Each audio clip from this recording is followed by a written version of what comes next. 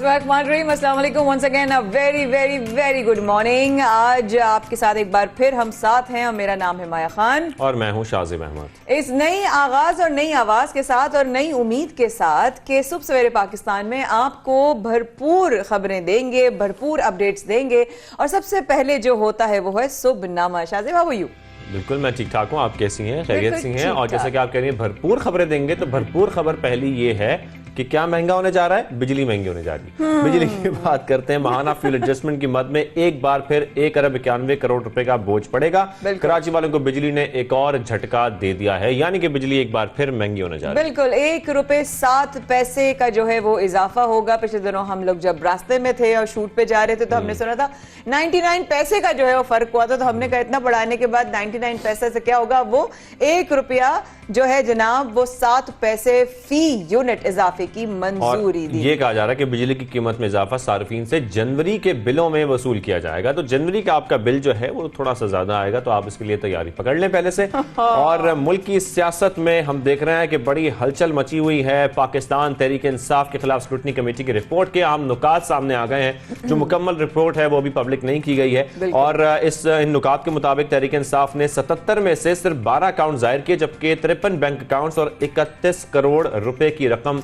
छुपाई गई। बिल्कुल ऐसा ही। इस रिपोर्ट के बाद क्या पीटीआई के लिए मुश्किलात पैदा हो गई हैं या होने वाली हैं? प्रोग्राम में आगे चलकर इसके बारे में जरूर बात करेंगे। तो आपको बताते हैं पाकिस्तान पीपल्स पार्टी के हवाले से कि जनाब chairman Peoples Party Bilawal Bhutto Zardari ने 5 साल में 2 करोड़ 62 लाख रुपए से ज्यादा ज़रूरी इनकम टैक्स अदा किया। ये एक अच्छी खबर है शाज़िब। मेरी नजर में कि इस तरह की खबरें आती रहनी चाहिए कि जब हमारे लीडर्स इनकम टैक्स जो है वो अदा करते हैं और वो खबर आवाम को पता चलती है, तो आवाम का जो कॉन्फिडेंस होता है, जो उनके फॉलोअर्स होते हैं मतलब इंडिविजुअली, वो उनको और उन पर जो है वो ट्रस्ट लेवल उनका जो है वो बरकरार होता है। जबकि 2021 में 72,74,000 रुपीज से ज्यादा टैक्स अदा किया, which is another good news. 2020 में 60 लाख और 43,000 और 2019 में 45,65,000 से ज्यादा टैक्स अदा किया बिलावल भुट्टो जरदारी के हवाले से।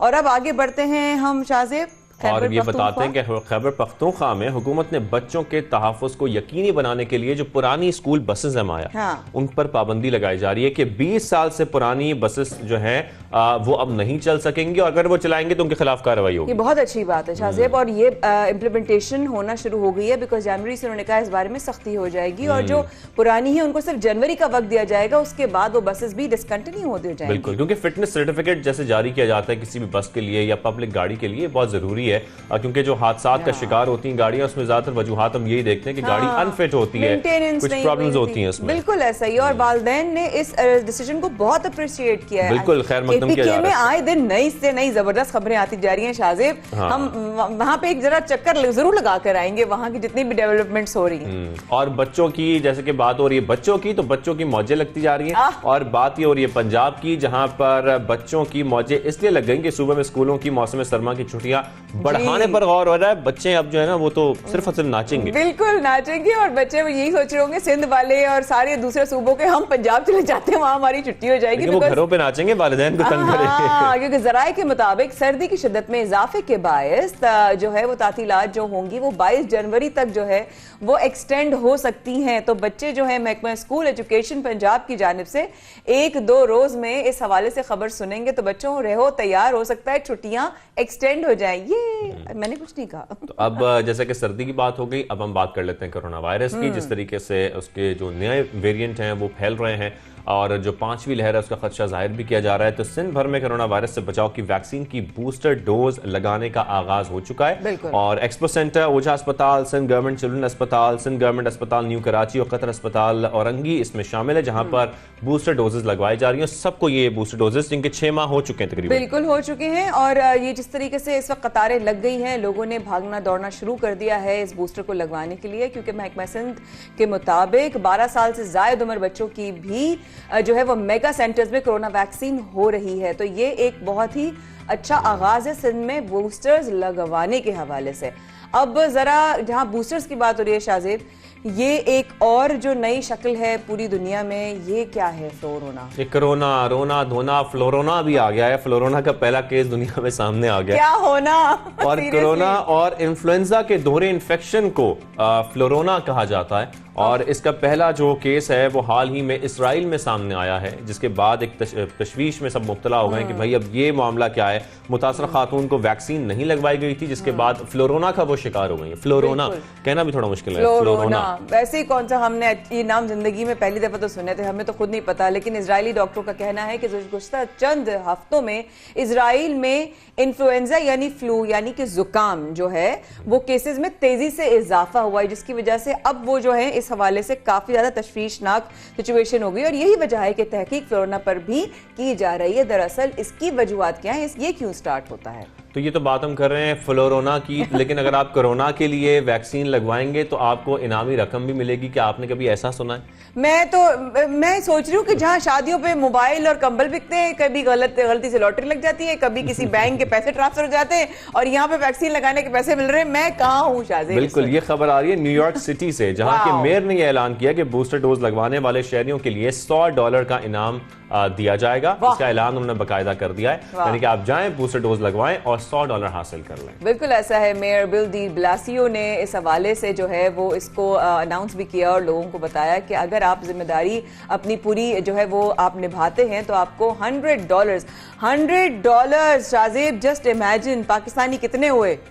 पाकिस्तानी पता नहीं कितने हो गए, लेकिन यही है कि लोग अब बार बार जाके जो है ना, अगर ये पाकिस्तान में शुरू कर दिया गया बिल्कुल ऐसा ही है। पर कोरोना के नए केसेस के बायस दोबारा पाबंदियां नाफिज भी की जा रही हैं, यानी कि एसओपीज और रिस्ट्रिक्शंस जो हैं वो भी बढ़ रही हैं न्यूयॉर्क सिटी में, और काफी पैनिक भी हो जाता है। ये भी मैंने देखा है न्यूयॉर्क। लेकिन ये बहुत अच्छा कदम है इस हवाले से कि लोगों को इस तरह से जो है वो कन्विंस किया जा रहा है कि आप लोग आए, उनको अट्रैक्ट किया जा रहा है कि आप लोग आकर डोजेस लाजमी लगवाएं। बहुत से लोग ऐसे होते हैं जो अभी भी अवॉइड कर रहे हैं, जो कोरोना से नहीं, वो अभी तक यही नहीं मानते कोरोना एग्जिस्ट करता है। तो ऐसे लोगों को मनाने के लिए और डोजेस लगवाने के लिए एक तरह से ये अच्छा कदम है न्यूयॉर्क मेयर की जानिब से। उनको ये इंसेंटिव दिया जा रहा है कि भाई अगर आप ऐसा करोगे तो चलो कुछ आपके लिए भी हो सकता है, आप करो तो हम भी कुछ करते हैं आपके लिए। लेकिन एक चीज आप किसी को नहीं मना सकते, वो है निस्वार के हवाले से, और वो निस्वार के साथ अरब ममालिक के अंदर जो है वो ट्रैवल नहीं किया जा सकता। नार्कोटिक्स फोर्स के मुताबिक निस्वार के साथ अरब ममालिक में फजाई सफर जुर्म बन चुका है, और किसी भी मुसाफिर से निस्वार अगर बरामद हुई तो उसके खिलाफ सख्त कार्रवाई की जाएगी, उसे सजा दी जाएगी। तो जो अफराद निस्वार के साथ सफर करते हैं वो थोड़े मोहतात हो जाएं। प्रोग्राम का बाकायदा आगाज करते हैं, और जहां खबरों का मौसम बदलेगा वहां हमारा इस वक्त वेदर भी बहुत चेंज हो रहा है। बिल्कुल, और वेदर बदलता जा रहा है। कराची का भी, सिंध का भी, मुख्तलिफ मुल्क के जो शहर हैं वहां पर भी सर्दी बढ़ती जा रही है। कहीं बर्फबारी हो रही है, कहीं बारिश हो रही है। आज तो कराची में भी कल रात से बारिश का सिलसिला जारी है, और कल से हेल स्टॉर्म का भी था कि कल हो जाएगी। और अभी यही बात कर रहे थे ना शाहज़ेब कि मौसम कितना डिफरेंट हो रहा है, कुछ समझ ही नहीं आ रहा। बड़ा ठंडा हो गया मौसम, अनप्रेडिक्टेबल मौसम हो गया। क्योंकि प्रोग्राम के आगाज में अगर हम मौसम की तब्दीली के हवाले से बात नहीं करेंगे तो नाइंसाफी हो जाएगी। बिल्कुल, तो हम इस पर बात कर लेते हैं कि जो मौसम बदला है ये किस हद तक बदला है और आगे आने वाले हफ्ते में कितना बदलेगा। तो इसी पर बात करने के लिए हमें ज्वाइन किया है चीफ मेट्रोलॉजिस्ट सिंध सरदार सरफराज साहब ने। सरफराज साहब बहुत शुक्रिया शो में ज्वाइन करने के लिए। सरफराज साहब, क्या कहना है आपका, कराची पर ये जो बादल छाए हैं ये कब तक बरसेंगे, और अलर्ट भी जो हो गया है? जी बहुत शुक्रिया जी। कराची में गुज़श्ता रात अच्छी बारिश हुई है, 22, 25, 24 और एक जगह पर 32-35 मिलीमीटर तक भी हुई है सुरजानी टाउन में। तो गुज़श्ता रात अच्छा स्पेल रहा। कल शाम से ये शुरू हुई थी हल्की फुल्की, लेकिन रात में तेज़ स्पेल हुआ है। तो आज भी मतलब ज़्यादातर अब्र आलूद रहने, और दिन में तो कोई इतनी तेज़ बारिश का स्पेल नहीं है, हल्की है, कभी बूंदाबांदी और कभी हल्की बारिश। लेकिन कल आफ्टरनून में फिर एक तेज़ स्पेल है, आफ्टरनून के बाद बिलखुसूस कल नाइट में। तो ये परसों सुबह तक, फ्राइडे की सुबह तक रहेगा सिलसिला कराची में ऑन एंड ऑफ। अच्छा, ज़बरदस्त। सर ये भी बताइएगा साथ साथ में कि जो अलर्ट का जो आया है, एक खबर आई है कि अलर्ट कर दिया गया, तो उसके हवाले से क्या प्रिकॉशनरी मेजर्स लिए गए हैं, ज़रा प्लीज़ बताइएगा इस हवाले से। देखिए, अलर्ट के हवाले से तो ये लास्ट फ्राइडे को हमारे इस्लामाबाद ऑफिस ने जो पूरे मुल्क के लिए बारिशों के स्पेल की पेश नज़र एक वो एडवाइजरी इशू की थी, और फिर नेक्स्ट डे हफ्ते से हम भी कराची के लिए बिलखुसूस और सिंध के लिए कर रहे हैं। कराची से भी तो यही था कि किसी किसी जगह पर तेज़ स्पेल हो सकता है, और जनरली मॉडरेट बारिश है, लेकिन मॉडरेट टू हैवी किसी किसी जगह पर हैवी हो सकता है। तो कराची में चंद एक जगहों पर जैसे गुलशन अदीद में, सुरजानी टाउन में और नाजमाबाद साइड पे यहाँ पर कुछ तेज़ स्पेल रहा रात को। तो मतलब कुछ चंद एक जगहों पर तो हैवी शावर्स हुए, लेकिन उस कोई ऐसी, जैसे आपने हेल स्टॉर्म का जिक्र किया, ये ऐसे ही सोशल मीडिया की क्रिएट की हुई हाइप थी। कोई चांसेस नहीं है हेल स्टॉर्म के कराची में खासकर जी। और वो बलूचिस्तान की तरफ, जो सेंट्रल बलूचिस्तान या नॉर्थ बलूचिस्तान है, वहाँ पर तो ज़ाहिर स्नोफॉल होती है, तो वहाँ पर किसी किसी जगह में हेल स्टॉर्म भी हो सकती है। जी राइट। वो 2017 में हुआ था तो हम उम्मीद कर रहे थे कि होगा। जैसे साहब ये बताइएगा कि हमें पूरा वीकेंड तक बारिश तक रहेगी या ये कल के बाद जो है ये थोड़ा से बादल छट जाएंगे? कराची में तो मैंने आपको बताया कि आज और कल यानी ज़्यादातर मतलब अब आलूद रहेगा, और आज तो हल्की बारिश है, लेकिन कल आफ्टरनून कह लें या इवनिंग कह लें, उसके बाद फिर रात में तेज़ स्पेल है एक, और परसों सुबह तक है, यानी फ्राइडे की आप कह लें कि 10-11 बजे तक का है, उसके बाद क्लियर हो जाएगा और फिर 8 तारीख से यहाँ ठंड बढ़ जाएगी। सिंध से ये वेदर निकल जाएगा, अलबत्ता आपकी पंजाब में ना, उधर लाहौर, फैसलाबाद, गुजरांवाला, इस्लामाबाद और ऊपर केपी और जीबी कश्मीर उन इलाकों में रहेगा। ये 9 तारीख की सुबह तक रहेगा, 9 जनवरी की सुबह तक वहाँ बारिश चलती रहेगी, पहाड़ों पर बर्फबारी होती रहेगी, और 9 के बाद 10 के बाद फिर क्लियर होगा। तो सर सरफराज साहब ये बताइएगा, इस दफ़ा सर्दियां तवील होने जा रही हैं या ये जल्दी ख़त्म हो जाएंगी? मुझे तो ऐसा लग रहा है कि जिस तरीके से सर्दी बढ़ती जा रही है, ये फेब के लास्ट तक सर्दी शिद्दत इख्तियार करती रहेगी। देखिए, उसमें जनवरी ही असल में सर्द तरीन महीना होता है ना पाकिस्तान के बेशतर क्या तमाम ही शहरों में। तो अब जाहिर है जनवरी चल रहा है तो यही सर्द सबसे ज़्यादा, इसलिए आपको फील ज़्यादा होता है कि यही सबसे ठंडा महीना होता है। और इसमें इत्तेफाक से बारिशों का ये जो अच्छा स्पेल चल रहा है, और इसके बाद मिड जनवरी के बाद यानी 17-18 जनवरी के बाद एक और स्पेल भी है, इम्कान है कि वो भी आ जाए। तो बारिश बर्फबारी जब पहाड़ों पर होती है तो उसके बाद जो कोल्ड एयर आती है तो बहुत ज़्यादा ठंड होती है। तो मतलब ये कि फरवरी के मिड तक या एंड तक नॉर्थ में खास कर ये तो सर्दी। जी बिल्कुल, इंशाल्लाह अच्छा होगा, और आपकी रहनुमाई में इंशाल्लाह हम ज़रा एहतियात भी ज़रूर करते रहेंगे। बहुत शुक्रिया। हमारे साथ सरदार सरफराज साहब, चीफ मेट्रोलॉजिस्ट सिंध, हमारे साथ मौजूद थे। शाहजेब, यानी कि हम लोगों फ्राइडे तक जो है ना बारिश का मतलब जहन में रखना चाहिए कि होगा, और सैटरडे से फिर ठंड भी शुरू हो जाएगी। और आप तो वैसे ही बहुत ज्यादा एहतियात करते हैं, आपको ठंड भी ज्यादा लगती है। वो ठंड भी ज्यादा, तो मेरी फिक्र कर लो तुम। अगर मेरी फिक्र कर रहे हो मैं तुम्हारी फिक्र करूंगा। महंगाई जो है ना, ज्यादा ठंड लगती है, आप इतनी बड़ी बड़ी जैकेट और कोट पहन के आती हैं, मुझे महसूस हो रहा होता है कि हाँ यार। लेकिन ये तो देखो, ठंड तो देखो, साथ ठंड के साथ साथ बंदा ठिठर रहा है, लेकिन महंगाई के साथ कितना ठिठर रहा है। हाँ, क्योंकि महंगाई बढ़ती जा रही है, और किस तरह बढ़ती जा रही है। दायरा शुमारियात के मुताबिक माहाना 18,000 से कम आमदन वालों के लिए महंगाई 22% हो चुकी है। बिल्कुल, यानी कितना इजाफा हो गया है महंगाई में। जनाब, बिल्कुल। मुल्क में हफ्तावार अगर महंगाई का जो है एवरेज निकाला गया तो 20%, since you are right, 20% average की वजह से ये जो निकला है इस वक्त एवरेज कैलकुलेशन में, लोगों की महंगाई का ये हाल है। बिकॉज LPG सिलेंडर्स के दाम भी बढ़ गए हैं। महंगाई का कोई मतलब तोड़ नहीं समझ आता।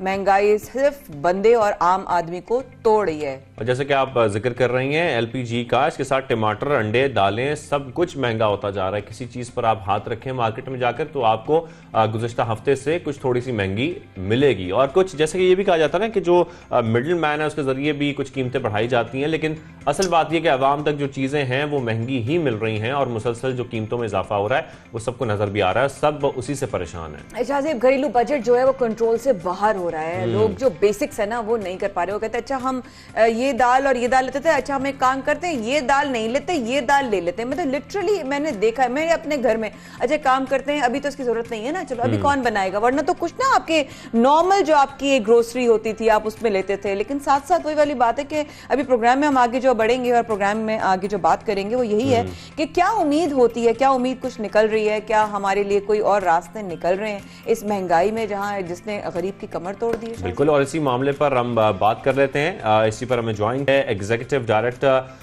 SDPI और member PM advisory council Abid Suleri साहब ने। आबिद सुलेरी साहब, बहुत शुक्रिया हमें शो में ज्वाइन करने का। सर, हर आम शख्स को मिनी बजट के बाद धचका लगा है, लेकिन सवाल यहाँ यही पैदा होता है, और थोड़ी सी रहनुमाई भी फरमाइएगा हमारी, कि जो टैक्स लगाए जा रहे हैं क्या इस टैक्स की वजह से महंगाई का तूफान आने वाला है या ये टैक्स तूफान लेकर आ रहा है? जी बहुत शुक्रिया। जो तासुब पाया जा रहा है, सबसे पहले तो मैं ये बता दूं कि तासुब बिल्कुल गलत है। ये नहीं होगा कि कुछ चीज़ें महंगी नहीं होंगी, कुछ चीज़ें यकीनन महंगी होंगी, लेकिन ये जो तासुर पाया जा रहा है कि तकरीबन 350 रुपये के नए टैक्सेस जो लग गए उससे हर चीज़ जो है वो महंगी हो जाएगी और क़यामत आ जाएगी, ऐसा कुछ नहीं होगा। मुझे थोड़ा सा एक्सप्लेन करने की इजाज़त दीजिए।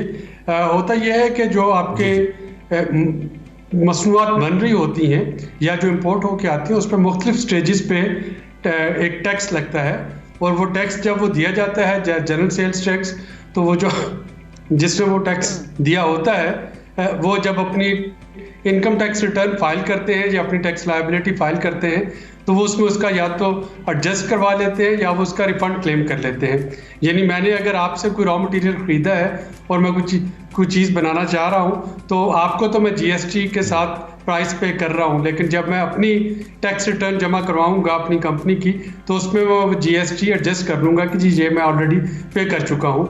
और ये सप्लाई चेन में जितने एक्टर्स होते हैं उन सब पे ये चीज़ लागू होती है। तो लिहाजा जो कंज्यूमर है, कंज्यूमर तक इसका इम्पैक्ट जो है जो तकरीबन 262 अरब रुपए के टैक्सेस, जिसमें सबसे इम्पॉर्टेंट जो है वो फार्मास्यूटिकल सेक्टर है, उसके असरात कंज्यूमर पे बिल्कुल नहीं आएंगे, बल्कि फार्मास्यूटिकल सेक्टर को इसका थोड़ा सा फ़ायदा होगा। उससे पहले ये मिनी बजट या फाइनेंस बिल में अमेंडमेंट से पहले कुछ आइटम्स ऐसे थे जो कि ज़ीरो रेटेड थे, यानी उन पे GST ज़ीरो था। कुछ ऐसे थे जिन पे के GST मुस्तस्ना था। अब जिन पे GST मुस्तस्ना था वो अपना क्लेम नहीं ले सकते थे GST का। फॉर एग्जांपल फार्मास्यूटिकल कंपनीज अपना पैकिंग मटेरियल का क्लेम वो नहीं ले पाती थी, लेकिन अब वो चूँकि उस पर ज़ीरो रेटेड में आ जाएंगी, यानी उनका रेट ज़ीरो है, तो वो अपना क्लेम ले पाएंगे और उनकी बल्कि लागत जो है वो कम हो जाएगी। तो तकरीबन 262 अरब रुपए के जो टैक्सेस हैं ये ऐसे हैं जो कि आम सार्फ पे जिनका किसी किस्म का कोई असर नहीं होगा। उसके बाद तकरीबन आपके 62 अरब रुपए के फर्दर टैक्सेस ऐसे हैं जो कि सिर्फ लग्जरी आइटम्स पे असरअंदाज होंगे। फॉर एग्जांपल महंगे फ़ोन, महंगी गाड़ियाँ या जो इम्पोर्टेड फूड आइटम्स, जो एक आम तासर पाया जाता है कि शायद दूध, दही, डबल रोटी, ये सारी चीज़ें महंगी हो जाएंगी, ऐसा कुछ नहीं होगा। जो इम्पोर्टेड आइटम्स हैं वो तो यकीनन महंगी होंगी। जो खुला दूध, खुला दही या जो आम बेकरी से आप डबल रोटी लेते हैं वो बिल्कुल उसी रेट पे रहेगी। नान, बाकी चीज़ों का रेट बिल्कुल उसी तरह से रहेगा। तो कहने का मतलब ये है कि कुछ चीज़ें ऐसी हैं जो कि महंगी होंगी, लेकिन मेजॉरिटी चीज़ें इसी तरह से बाइसिकल की बात की गई है। बाइसिकल भी इंपोर्टेड साइकिलें जो हैं उन पे टैक्स लगेगा, वो महंगी होंगी। लेकिन जो पाकिस्तान के अंदर साइकिल बन रहे हैं, जो पाकिस्तान के अंदर अगर कंप्यूटर असेंबल हो रहे हैं या पाकिस्तान के अंदर सेलफोन बन रहे हैं, तो उन पे उस तरह का टैक्स नहीं जो कि इम्पोर्टेड आइटम पे है। तो थोड़ा सा इससे रिलीफ मिलता है कि शायद वो जो एक महंगाई की सुनामी की बात की जा रही है वो इसमें नहीं आएगी। वज़ीर ख़जाना ने कहा है कि तकरीबन 2 अरब के टैक्सेस का बोझ पड़ेगा। मेरी कैलकुलेशन है शायद 9 से 10 अरब रुपए के टैक्सेस का बोझ पड़े, जो कि बहरहाल बोझ है। ये नहीं कहना चाहिए कि वो बोझ नहीं है, उससे महंगाई होगी, लेकिन ये जो 343 या 350 अरब रुपए की कहानी है कि उसके नए टैक्सेस लग रहे हैं, उसका बोझ नहीं पड़ेगा। राइट साहब, हमने देखा एक सवाल हमने देखा है कि घरेलू बजट शदीद जो है वो मुतासर होता है इस तरह की हालात में, और हम भी यही बात कर रहे थे। अगर आदाद और शुमार को हटा दिया जाए, फैक्ट्स एंड फिगर्स की बात अगर ना करें, तो आप ये बताइए आपका अपना जो बजट है उस पर कितना जो है बड़ा फर्क पड़ा है? जी बिल्कुल पड़ता है। देखिए, स्पेशली जब आपका एनर्जी की कीमतों में इजाफा होता है तो हर घर के बिल पे फ़र्क पड़ता है। खा वो आप पब्लिक ट्रांसपोर्ट में सफ़र कर रहे हो तो उसमें किराए बढ़ चुके होते हैं, या आप अपनी मोटर बाइक, अपनी गाड़ी इस्तेमाल कर रहे हो, अगर पेट्रोल के रेट में इजाफा होगा तो आपका बजट इफेक्ट होगा। इसी तरीके से अगर बिजली महंगी बनेगी तो जाहिर है वो महंगी मिलेगी। लेकिन बदकिस्मती से इस वक्त ये पेट्रोलियम मसनूआत ये पूरी दुनिया में महंगी हो के थोड़ी सस्ती हुई। ओमिक्रॉन आने के बाद दोबारा से इनकी कीमतों में थोड़ा सा इजाफा हुआ। ओमिक्रॉन जब नया आया था तो उस वक्त ये ड्रॉप हुई थी, लेकिन जो वो सेटल होता जा रहा है उस पेट्रोलियम प्राइसेस की कीमतों में इजाफा जो है वो दोबारा हो रहा हुकूमत जो है, हुकूमत अपने तौर पे कोशिश कर रही है कि उतना इजाफा पासा ना किया जाए, लेकिन एक हद तक हुकूमत कुशन दे पाएगी।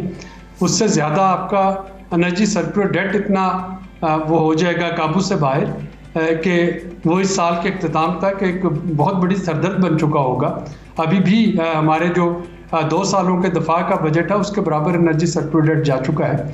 तो हुकूमतों के लिए ये थोड़ा सा एक तवाज़न रखना होता है कि चीज़ों को कैसे मैनेज किया जाए और उसको इतना अनसस्टेनेबल भी ना कर दिया जाए कि जो भी हुकूमत आए, PTI दोबारा आती है या कोई और पार्टी दोबारा आती है, कि उसके लिए एनर्जी सर्कुलर डेट को कंट्रोल करना मुश्किल हो जाए। तो सर जैसे कि हम घरेलू बजट की बात कर रहे हैं, आज हम ज्यादा फोकस इसी पर कर रहे हैं कि घरेलू बजट कितना मुतासर हुआ है, घरेलू बजट कितना मुतासर हुआ है। तो मैं आपसे यही जानना चाहता हूँ, जो घरेलू खवातीन हैं वो बड़ी परेशान रहती हैं कि भाई हमारे खर्चों में इजाफा हो गया है महाना, और जो पहले 5,000 के खर्चे होते थे अब 10,000 के हो रहे हैं। तो जरा ये बताइएगा, इसके बारे में बताइएगा कि ये साल अभी मजीद मुश्किल है या आसानी होने वाली? जो हमारी घरों में बैठी खवातीन हैं उनको आप क्या कहना चाहेंगे? क्या उनके लिए ये साल मुश्किल होगा, आगे जाके आसानी हो जाएगी, या अगला साल भी ऐसी मुश्किल चलता रहेगा? Good question.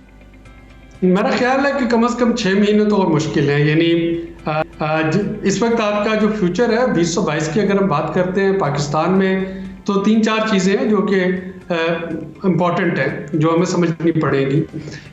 पहली चीज़ है कि ओमिक्रॉन का फैलाव कितना होगा।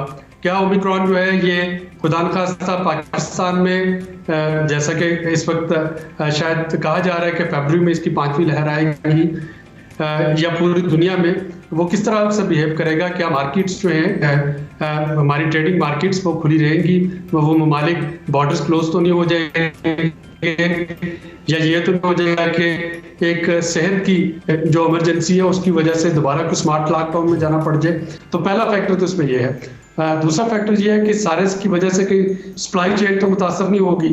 जैसे अभी हमने देखा था कि पेट्रोलियम की या बाकी बहुत सी चीज़ों की सप्लाई चेन मुतासर हो गई थी। इवन के जो शिपमेंट की कॉस्ट थी वो डबल ट्रिपल हो गई, तो वो देखना होगा। तीसरा ये देखना है कि पेट्रोल की कीमतें जो हैं वो अगले साल में कैसी रहेंगी। और चौथा और सबसे इम्पोर्टेंट पॉइंट ये है कि क्या वफाकी और सूबाई हुकूमतें मिलके, और मैं वफाकी और सूबाई दोनों की बात कर रहा हूँ क्योंकि ये किसी एक हुकूमत के बस की बात नहीं, होर्डिंग जो है, जो चीज़ें पाकिस्तान में प्रोड्यूस होती हैं, क्या उनकी होर्डिंग पे काबू पा सकेंगे या नहीं? अगर उनकी होर्डिंग पे काबू पाया जाता है तो वो चीज़ें जो कि हम इम्पोर्ट नहीं करते उनका रेट उतना नहीं बढ़ना चाहिए। और बाकी जो पहले 3 फैक्टर्स मैंने आपको गिनवाए वो जाहिर है कि हुकूमत के बस में नहीं, लेकिन जो चीज़ हुकूमत के बस में है और जो हुकूमत कर रही है वो एहसास प्रोग्राम के तहत मुख्तलिफ सब्सिडीज़ हैं जो कि दी जा रही हैं। अभी आपने देखा कि पंजाब के मुख्तलिफ अजला में हेल्थ कार्ड का इजरा हो चुका है। आप एक SMS पे अपना CRSC भेज के देख सकते हैं कि आप उसके अहल हैं या नहीं, या अगर आपको रजिस्ट्रेशन करवानी है आप रजिस्ट्रेशन करवा सकते हैं। तो 10 लाख रुपए तक का जो फ्री इलाज है वो एक काफ़ी सारा, अल्लाह ना करे किसी को अवेल करना पड़े, सब सेहतमंद रहें, लेकिन खुदा न खास्ता अगर कोई हेल्थ इमरजेंसी आती है तो वो एक थोड़ा सा पीस ऑफ माइंड देगा। तो इस तरह से हुकूमत जो है वो आपकी जो बाइंग पावर है उसको तो बढ़ा सकती है, लेकिन जो एक्सटर्नल फैक्टर के तहत महंगाई होगी वो पूरी दुनिया में है। शायद वो अगले 5-6 महीने जब तक ये फैक्टर काबू में नहीं आते उनके बारे में कुछ कहना कबल इस वक्त होगा। ठीक है। Member PM advisory council Abid Suleri साहब हमारे साथ मौजूद थे और तफसीलन इस पर बात कर रहे थे। घरेलू बजट कितना मुतासर हुआ है। यहाँ पर छोटी सी ब्रेक लेने में आया, ब्रेक के बाद वापस आते हैं।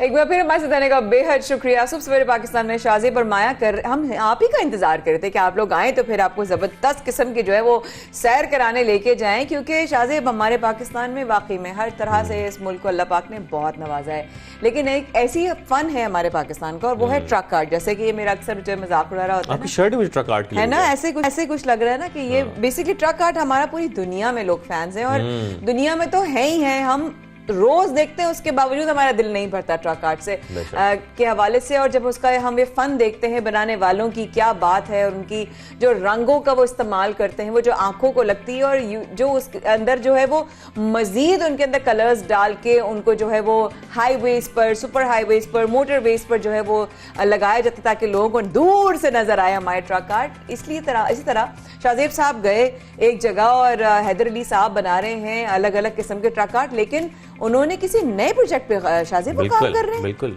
और वो किस पर काम शुरू किया है वो आपको दिखाते हैं। अरे वाह, मुलाकात कर रहे हैं, ये 15 से ज़ायद ममालिक में सफ़र कर चुके हैं और वहाँ पर भी जाकर ट्रेनिंग देते हैं, मुख्तलिफ चीज़ों को ट्रक आर्ट में बदल देते हैं और वो चीज़ें मज़ीद खूबसूरत हो जाती हैं। तो आइए उनसे मुलाकात करते हैं। अस्सलाम वालेकुम, कैसे हैं आप हैदर भाई? वालेकुम, बहुत शुक्रिया। ठीक ठाक है, खैरियत से जी, हैं? सबसे पहले तो ये बताइएगा, ये जो आपने इतनी खूबसूरत शर्ट पहनी है, ये भी आपने खुद डिज़ाइन की है? नहीं, ये दोस्तों ने गिफ्ट की है। दोस्तों ने गिफ्ट किया। जाहिर है आप इतना खूबसूरत काम करते हैं, दोस्तों का इतना हक तो बनता है। तो सबसे पहले तो बताइएगा ये ट्रक आर्ट का आगाज़ कहाँ से हुआ? इसका अगर देखा जाए तो इसका इंसान जब से दुनिया में आया है उसको इसके शौक़ से ताल्लुक़ है। जैसे हम लोग गाड़ियों पे लिखते हैं ना, अपने तो दो ही शौक़, सोने गड्डी सोने लोग। तो इंसान जब से दुनिया में आया है उसकी फितरत में ये शामिल है कि अपने आप को खूबसूरत सजा के रखे और अपने गाड़ी अपनी सवारी को खूबसूरत बना के रखे। अगर हम तारीख के आईने में देखते हैं या पुरानी किताबों में देखते हैं, पुरानी हिस्ट्री में देखते हैं, तो हमें ये आर्ट मुख्तलिफ शक्ल में मुख्तलिफ चीज़ों पर नज़र आता है। अच्छा, लेकिन इसका जिस तरीके से पाकिस्तान के साथ जोड़ा जाता है, कल्चर के साथ, और हम देखते हैं कि चाहे खैबर पख्तूनख्वा हो, पंजाब हो, सिंध हो, बलोचिस्तान हो, हर जगह ये आर्ट पाया जाता है। तो इसका गढ़ किस जगह को कहा जा सकता है जहाँ से ट्रक आर्ट का कह लें कि पाकिस्तान में आगाज़ हुआ? अगर इसका हम देखें, जैसे मोहनजोदड़ो, हड़प्पा और गंधारा तहजीब में भी देखें तो यहीं के लोग हैं हम लोग। मेहरगढ़ तहजीब है हमारी, तो बलूचिस्तान KP के। और अब अगर हम ट्रकों पे आएँ तो यही लोग जो हमारे मुकामी पाकिस्तान के लोग हैं, यही लोग अपने कलर ट्रक पे अप्लाई करते हैं, तो और अपने अपने इलाकों की चीज़ें बनवाते हैं। तो इसी तरह ये आर्ट जो पाकिस्तान में, इसको जो आर्टिस्टों की जो मेहनत और लोगों की जो मोहब्बत है, तो उसने दुनिया भर को दिखाया कि ये पाकिस्तान का आर्ट। अच्छा, और इसमें से सकाफत झलकती है जो हम पूरी दुनिया में देखते हैं। ट्रक आर्ट आपको दुनिया भर में कहीं नज़र आए, हम ये समझ बैठते हैं कि भाई ये चीज़ का, इस चीज़ का ताल्लुक जो है ना वो पाकिस्तान से है। इतना मकबूल हो चुका है ट्रक आर्ट, इतना मशहूर हो चुका है। तो जब आप ट्रैवल करते हैं, लोग जो ख़ासतौर पे फॉरेनर्स हैं, जो मुख्तलिफ ममालिक से ताल्लुक़ रखने वाले टूरिस्ट हैं, जब वो आपसे मिलते हैं, मुलाकात करते हैं, आपका आर्ट देखते हैं, कितना खुश होते हैं, कितना इंटरेस्ट शो कराते हैं, या आपसे ये भी डिमांड करते होंगे जी हमें भी कोई चीज़ बना के दें ट्रक आर्ट की? जी हाँ, जब भी हम कहीं बाहर जैसे इन्विटेशन में जाते हैं, जैसे मुख्तलिफ म्यूज़ियम्स वगैरह में, मुख्तलिफ स्कूलों, मुख्तलिफ यूनिवर्सिटियों में जाते हैं, तो वहाँ पर मुख्तलिफ लोग आते हैं और डिमांड करते हैं। और क्योंकि बिल्कुल अलग स्टाइल का ये आर्ट है और इसके पाकिस्तान के अलावा आपको कहीं भी ये नज़र नहीं आ रहा होता। अच्छा, ये ट्रक हम देखते हैं, इतने खूबसूरत ट्रक होते हैं जिनके ऊपर इतना आर्ट हुआ होता है, इसमें बेइंतहा पेंट लगता है, मेहनत लगती है, मैन पावर लगती है। ये पूरा ट्रक तैयार होने में जो कंप्लीट ट्रक आर्ट से भरा हुआ होता है, कितना वक्त लग जाता है? इसमें ट्रक के ऊपर डिपेंड करता है। ट्रक छोटे से लेके हर साइज़ के ट्रक होते हैं, इसमें हफ्ता भी लग जाता है और महीना भी लग जाता है। अच्छा। और डिपेंड करता है ट्रक साइज़ के ऊपर। अच्छा, अब हम आज ये देख रहे हैं कि आपके पास जो हम पहुँचे हैं, तो आपके हाथ में जूते हैं और मुख्तलिफ जूतों की फुटेज जो है वो आप स्क्रीन पे भी देख सकते हैं। बहुत खूबसूरत डिज़ाइन अब जूतों पे शुरू हो गए हैं। मतलब एक चीज़ रह गई थी जूते, जिस पे भी अब आप ट्रक आर्ट करवा सकते हैं। वो जूते हैदर भाई से हासिल कर सकते हैं या इनके पास लेके आ सकते हैं, आपको डिज़ाइन करके पूरे जूते देंगे। तो ये जूतों का कॉन्सेप्ट कहाँ से शुरू हुआ? ये कैसे आइडिया आया कि भाई जूते भी अब ट्रक आर्ट के होने चाहिए? देखिए, मैं तो बचपन से मेरा इसी काम से ताल्लुक है। मैं जब छोटा सा था तो मैं आपको जो चीज़ मिलती है उसे ट्रक आर्ट करते हैं। जी हाँ। तो इसी तरह ये होता है कि जैसे जो भी चीज़ देखते हैं तो उस पर ट्रक आर्ट हमारे जहन में फ़ौरन ट्रक आर्ट आता है, क्योंकि इसके अलावा ना कोई हमने कुछ देखा बचपन से। ट्रक देखना और खूबसूरती है जो हम देखना चाहते हैं चीज़ पे। तो हर चीज़ जैसे फ़र्ज़ करेंगे, अगर कैमरा भी सामने है तो उसको भी वो भी लेकर भाई ये कैमरामैन हमारे कैमरा बचा लें, इनका मूड है कि इस कैमरे को भी ट्रक आर्ट में तब्दील कर देंगे। तो इसी तरह ये सन ग्लासेस वगैरह भी। अच्छा, ठीक है। तो काफ़ी चीज़ें ऐसे जूतों का भी आगाज़ हो गया। जी हाँ। तो इस तरह की चीज़ें। तो ये कैमरामैन हमारे जैसे कि दिखा रहे हैं, ये जूता इनके हाथ में है, इस पर ट्रक आर्ट इन्होंने अभी शुरू किया है। ये इनके पास जूते आए हुए, मुख्तलिफ जूते इनके पास आते रहते हैं, सफ़ेद रंग के, मुख्तलिफ रंगों के, और इस पूरे जूते को ये तब्दील कर रहे हैं इस वक्त ट्रक आर्ट के अंदर। तो ये जूते जब आप बदल देते हैं ट्रक आर्ट में, और ट्रक आर्ट इसके ऊपर पूरा जो है वो ये भर देते हैं इससे, तो उसके बाद इसकी जो कॉस्ट है वो कितनी बढ़ जाती है? या आप कहते हैं कि भाई अपने जूते लेके आएँ, मैं इतने पैसे लूँगा और ये मैं आपको ट्रक आर्ट बना के दे दूँगा? जी हाँ, कॉस्ट तो मैं खैर आपको अभी मुख्तलिफ जूतों के हिसाब से मुख्तलिफ कॉस्ट है। ठीक है। बच्चे को अगर सिखाना हो ट्रक आर्ट तो कब से शुरू करना चाहिए, कितना वक्त लग जाता है उसको? उस्ताद तो अल्लाह ने बना दी, लेकिन मैं सीख रहा हूँ अभी, ठीक है। इसके लिए कोई वो नहीं होती कि कब सीखना, स्टॉपिंग, इसमें स्टॉप नहीं होता, सीखने का अमल चलता रहता है। ये आप सजेशन भी देते हैं उन तमाम लोगों को जो आर्टिस्ट हैं या मुख्तलिफ ट्रक आर्ट में इस वक्त जो है वो इस काम से मुंसलिक हैं कि भाई वो भी सोशल मीडिया का इस्तेमाल किया करें ताकि उनके काम को प्रमोशन मिले, वो दुनिया भर में देखा जाए। जी हाँ, ये मेरे जितने भी पाकिस्तान में, यहाँ से लेकर पाकिस्तान बल्कि पूरी दुनिया में जितने भी स्टूडेंट हैं उनसे मैं यही कहता हूँ कि कम से कम आप नहीं कुछ कर रहे तो मेरी तस्वीरें शेयर करें, ठीक है। इससे ये कि मैं एक अरसे से, जब मैं अमेरिका से आया 2002 में, तो उस वक्त जो मुझे वहाँ से जो आमदनी मिली उससे मैंने पेंटियम 4 उस वक्त ख़रीदा। तो उस वक्त मैंने देखा कि मैं उस वक्त देखता था कि स्मिथसोनियन जो दुनिया का बड़ा म्यूज़ियम है, उन्होंने मुझे इनवाइट किया था ट्रक लेके। तो जब मैंने उनको देखता था कि ये मेरी तस्वीर कंप्यूटर पे, क्योंकि टीवी पे तस्वीर आना और कंप्यूटर पे तस्वीर आना उस वक्त लोगों को इतना नहीं मालूम था, तो मैं उसको देखता रहता था और खुश होता रहता था। एक दिन मेरे जहन में आया कि मैं क्यों ना, इन्होंने तो मुझे तस्वीर डाली है, क्यों ना मैं भी इसमें कुछ करूं। तो मेरी तालीम इतनी नहीं है, लेकिन मैंने उसको पढ़े लिखे दोस्त जो हैं उनसे मैंने उस वक्त मुख्तलिफ वेबसाइटें बनवाई अपनी। तो फिर आहिस्ता आहिस्ता जैसे जैसे याहू, जीमेल, फेसबुक आता रहा, फिर ट्विटर भी आ गया, इंस्टाग्राम भी आ गया, तो मैंने उस पर भी अकाउंट बनाने शुरू कर दिए। जितनी मेरी तालीम है मैंने उसको इस्तेमाल किया और मैंने उसको सोशल मीडिया पे लेकर आया। और सबसे पहले मैंने अपने काम की, अपने रंगों की प्रचार दुनिया भर में किया और हमारे मुल्क का नाम दुनिया भर में रोशन किया। यही वो तरीका है कि जिस तरीके से हैदर भाई ने पाकिस्तान का नाम पूरी दुनिया में रोशन किया है और अपने आर्ट के थ्रू पूरी दुनिया को बताया है कि पाकिस्तान एक पुरअमन मुल्क है जहाँ पर इतने टैलेंटेड लोग हैं जो कि मुख्तलिफ ट्रक आर्ट बनाते भी हैं, मुख्तलिफ चीज़ों को बदल देते हैं। बहुत अच्छा लगा आपसे हैदर अली साहब मुलाकात करके, और हम जैसे कि आपका ट्रक आर्ट भी देख भी रहे हैं, अभी आपको मजीद भी दिखाते हैं, साथ साथ फुटेज भी चल रही है, उसमें भी आप सब लोग देख सकते हैं कि क्या क्या चीज़ है जिस पर ट्रक आर्ट ये बना चुके हैं हैदर अली साहब। ये खूबसूरत ट्रक आर्ट आपने देखा, दुनिया भर में इनका काम इस वक्त देखा जा रहा है, पसंद किया जा रहा है। पसंद किया, फैन हो गई। मैं शूज भेज रही हूँ आपको हैदर अली भाई, मैं भेज रही हूँ अपने शूज आपको। जबरदस्त जबरदस्त, वेरी गुड शाहजेब। और अब जरा प्रोग्राम को दूसरे रुख की तरफ लेके चलते हैं। बिल्कुल, एक और हमारा सेगमेंट जो कि बड़ा अहम है, और बात ये हो रही है, आजकल बहस ये हो रही है कि क्या सिंध को सेहत कार्ड की जरूरत नहीं है या है? क्या सिंध के लोगों को जो उनकी सेहत की सहूलियात हैं वो फराहम करने के लिए सेहत कार्ड कितना अहम है उनको मिलना? इस पर एक बहस छिड़ी हुई है और एडमिनिस्ट्रेटर कराची मुर्तज़ा वहाब ने एक बयान दिया है जिसमें उन्होंने ये कहा है कि सिंध के सरकारी अस्पतालों में मुफ्त इलाज हो रहा है और सिंध के किसी शहर को या शहरियों को सेहत कार्ड की जरूरत नहीं है। ये बात बहुत सारे सवाल भी खड़े करती है शाहजेब, और जहन इस बात पर सोचता है कि अच्छा, क्या सिंध में वाकई सेहत कार्ड की ज़रूरत नहीं है?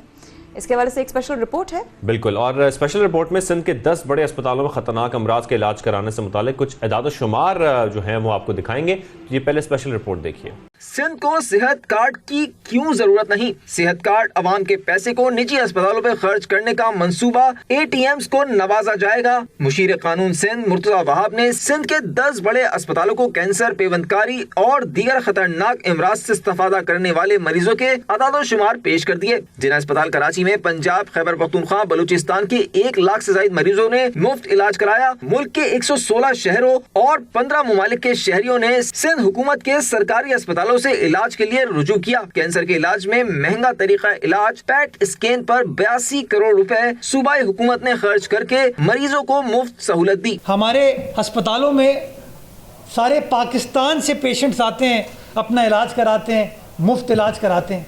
तो अगर खैबर पख्तूनख्वा के अस्पताल सही चल रहे होते, पंजाब, बलूचिस्तान, इस्लामाबाद के अस्पताल सही चल रहे होते, तो लोग, वो पेशेंट्स सूबाई सिंध का रुख नहीं करते। मुशीर कानून मुर्तज़ा वहाब कहते हैं, हम बतदरीज अपने सरकारी अस्पतालों को अपग्रेड करके मुफ्त और मयारी सहूलियात दे रहे हैं। PTI का सेहत कार्ड धोखा और निजी अस्पतालों को नवाजने और सरकारी अस्पतालों की अबतर हालत का एतराफ है। कैंसर के इलाज में साइबर नाइफ टेक्नोलॉजी पर $90,000 दुनिया भर में वसूल किए जाते हैं। सिंध में 3200 मरीजों का मुफ्त इलाज हुआ। सिंध हुकूमत का कहना है कि NICVD में बलूचिस्तान से 1 लाख, खैबर पख्तूनख्वा से 8000 मरीजों ने मुफ्त इलाज के लिए सिंध का रुख किया। तो ये तो अस्पतालों के हवाले से बात हो गई कि जैसा कि ये कहा जा रहा है कि पूरे पाकिस्तान से पेशेंट्स यहाँ पर आते हैं सिंध में और यहाँ पर मुख्तलिफ अस्पतालों में इलाज कराते हैं। मुर्तज़ा वहाब ने ऐसा दावा किया है। खैर, इसे मामले पर भी और जो हमने मामला इससे पहले जिक्र किया सेहत कार्ड के हवाले से, उस पर भी बात करने के लिए हमें शो में इस वक्त ज्वाइन किया है पार्लिमानी सेक्रेटरी बराए सेहत सिंध कासिम सुमरो साहब ने स्टूडियो में। कासिम साहब कैसे हैं आप? खैरियत से ठीक ठाक हैं? अल्हम्दुलिल्लाह, आप कैसे हैं? ठीक हैं। अच्छा कासिम साहब, बहुत सारे मामलात हैं और सबसे पहले हम इसी पर बात कर लेते हैं। जिस तरीके से कहा जा रहा है कि सिंध वालों को सेहत कार्ड की जरूरत नहीं है, ऑलरेडी मुफ्त इलाज हो रहे हैं तमाम अस्पतालों में, जरा इस हवाले से कुछ हमारी रहनुमाई फरमाइएगा। Thank you.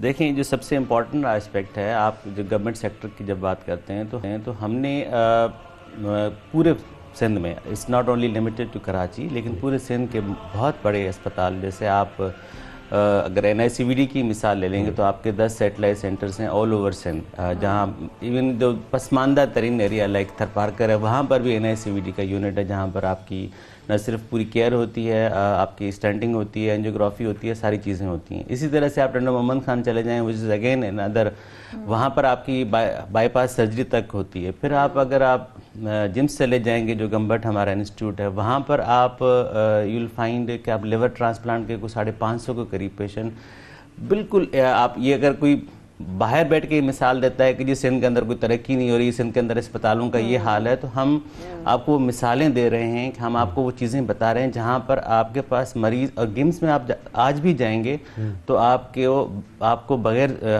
सिर्फ सिंध के नहीं, बाकी सूबों के ही पेशेंट आज भी आपको लिवर ट्रांसप्लांट। सर, हम यही तो चाह रहे हैं कि अगर ऐसा हो रहा है तो हमें बताएं, हमारे नाज़रीन को बताएं, ताकि जो सिंध के लोग हैं, जो कराची के लोग हैं या बाकी शहरों के लोग हैं, वो जाकर अपना मुफ्त इलाज करा सकें, उनको सेहत कार्ड की वाकई जरूरत ना हो। तो मैं तो चाह रहा हूं कि आज आप बताएं कि कौन कौन से अस्पताल हैं जहां पर लोग बगैर सेहत कार्ड के जाकर अपना मुफ्त इलाज करा सकते हैं। हमारी पब्लिक सेक्टर की जितनी अस्पताल हैं, अब ये मैं एक नाम नहीं ले रहा, जितनी अस्पताल हैं उन तमाम के अंदर आप जाएंगे तो आपका इलाज मुफ्त है। मिसाल के तौर पर मैं आपको, अगर हमारी लम्स की जो हॉस्पिटल, लियाकत यूनिवर्सिटी हॉस्पिटल है हैदराबाद की, जो सिविल हॉस्पिटल, आप उधर चले जाएंगे तो वहाँ पर बहुत सारे लोग हमें आके अप्रोच करते हैं कि जी हमें वहाँ जाके हमें पैसे देने पड़ेंगे। हम कहते हैं नहीं भी, आप जाएं, आपका किसी किस्म का ट्रीटमेंट है वो ऑल फ्री है। इसी तरह से हम ये छोटे इनिशिएटिव्स नहीं हैं, ये बहुत बड़े इनिशिएटिव्स हैं। आप गवर्नमेंट ऑफ सिंध, अगर मिसाल के तौर पर ये हमें कल जिस तरह ये इंश्योरेंस पॉलिसी की बात कर रहे हैं, हमें वो उन्हीं लोगों ने अप्रोच किया था, दे वर आस्किंग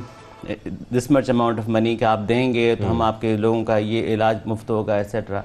देखें, आपके इन इंश्योरेंस और इन सेहत कार्डों में आपकी OPD शामिल नहीं है, आपके टेस्ट शामिल नहीं है, जो सबसे महंगा काम होता है जब आपकी डायग्नोसिस होती हैं। तो ऐसे डॉक्टर आप जाके ये तो नहीं कहते कि जी आपको फलां बीमारी है, लेकिन उसके लिए आपको टेस्ट करवाने पड़ते हैं, तो इन चीज़ों में शामिल नहीं होते। तो ये तो एक काइंड ऑफ, मतलब आप 10 लाख मिसाल के तौर पर, जैसे अभी मुर्तज़ा साहब ने कहा कि जी एक $90,000 का एक से फॉर एग्जांपल कैंसर की ट्रीटमेंट का इलाज है, तो वो तो 90,000 तो आपके 10 लाख में कितना $90,000 बनेंगे। वो जब खुदा ना खासा कोई पेशेंट अगर वेंटिलेटर पे चला जाए और किसी प्राइवेट क्लिनिक हॉस्पिटल में चला जाए, आपने और हमने ख़ास तौर पर इस कोविड के दिनों में वेंटिलेटर्स की जो प्राइसेस देखी हैं प्राइवेट हॉस्पिटल्स की, वो तो 5 दिन भी अफोर्ड नहीं कर सकते। बिल्कुल ठीक है। अच्छा खान साहब, आप कह रहे हैं वाकई में सहूलियत है, लोगों को मुफ्त इलाज भी हो रहा है, ठीक है, मान लिया, लेकिन जो प्रेशर है, जो बेसिकली मैं समझती हूँ कि फैसिलिटेशन वर्सेस रियलिटी क्या है इस वक्त, जिस पे अस्पतालों में बहुत प्रेशर बढ़ता है, उसके ऊपर what are the implementations and plans? ज्यादा आबादी की वजह से। हाँ, आबादी की वजह से ऑब्वियसली। देखें, उसमें 2-3 रीजंस हैं। मिसाल के तौर पर जो आपकी टर्शरी केयर है, हमारे पास 3 टियर ऑफ हेल्थ फैसिलिटीज़ हैं। एक आपकी प्राइमरी हेल्थ केयर है, एक आपकी सेकेंडरी हेल्थ केयर है, और फिर आपकी टर्शरी हेल्थ केयर है। अब जो टर्शरी हेल्थ केयर है वो आती है, मिसाल गामा नाइफ आपकी, साइबर नाइफ, SIUT है, आपका लिवर ट्रांसप्लांट, इस तरह की बहुत सारी वो बीमारियां जिस पे लाखों रुपए खर्च होते हों, और उन पे दूसरी आती है आपके सेकेंडरी हेल्थ केयर, जहाँ पर मोस्टली जो प्राइमरी हेल्थ केयर से पेशेंट रेफर होते हैं, उसमें ज़्यादातर गायनेकोलॉजी और फिर छोटे जो आपके इलाज, छोटी मोटी सर्जरी, जो रेगुलर सर्जरीज होती हैं, वो वहाँ पर आती हैं।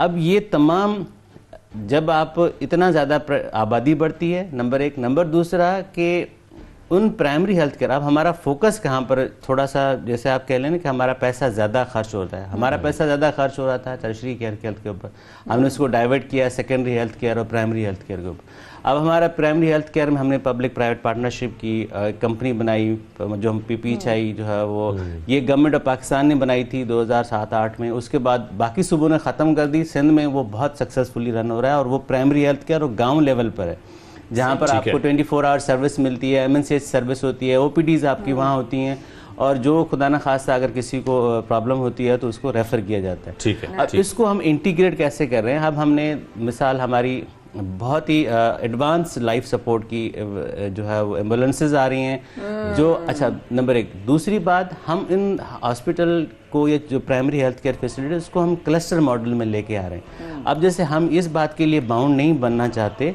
कि जी हम जो है वो एक डिस्ट्रिक्ट को जो है वो बाउंड्री बना लें, ऐसा नहीं है। हम कहते हैं वो अंडर सर्व्ड एरियाज़ हैं, उसको हम बाउंड्री बनाएं ताकि अगर उसकी एक्सेसिबिलिटी किसी दूसरे डिस्ट्रिक्ट की किसी करीबी अस्पताल के अंदर है तो हम उसको वहाँ पर रेफर आप एम्बुलेंसेस का भी जिक्र कर रहे हैं कि अभी तक हम देखते हैं कि 2 बड़े इदारे ऐसे हैं जो NGOs हैं जो कि एम्बुलेंसेस चला रही हैं, तो एम्बुलेंसेस के हवाले से क्या इकदाम उठाए जा रहे हैं कि अब सिंध भर में, इवन कराची में एम्बुलेंसेस की बहुत ज़रूरत होती है और कितनी बड़ी तादाद की ज़रूरत है, उसके लिए क्या किया जा रहा है? सर देखें, अभी हमारे पास हम बिल्कुल एडवांस जो जिसमें आपकी वेंटिलेटर की सहूलत हो, पूरा ट्रेंड स्टाफ हो, आपका ड्राइवर से लेकर आपका पैरामेडिक और जो स्टाफ है उन तमाम की ट्रेनिंग के साथ हमारे पास इस वक्त, जैसे हम जो पहले आपको याद होगा अमन फाउंडेशन थी, अब उसको हमने गवर्नमेंट और ने एसोसिएट किया। हम अब हमारा वो एक साथ जॉइंट वेंचर है जिसमें हम गवर्नमेंट ऑफ सिंध पूरी फंडिंग कर रही है और उसी को हमने लेके हर डिस्ट्रिक्ट में लेके जा रहे हैं। और वो आपका जो जैसे 1122 पंजाब में है, अब उसको हम सिंध में भी लॉन्च कर रहे हैं, वही सिंध में भी लॉन्च कर रहे हैं, तो उसमें हम उसको साथ इंटीग्रेट करेंगे। अच्छा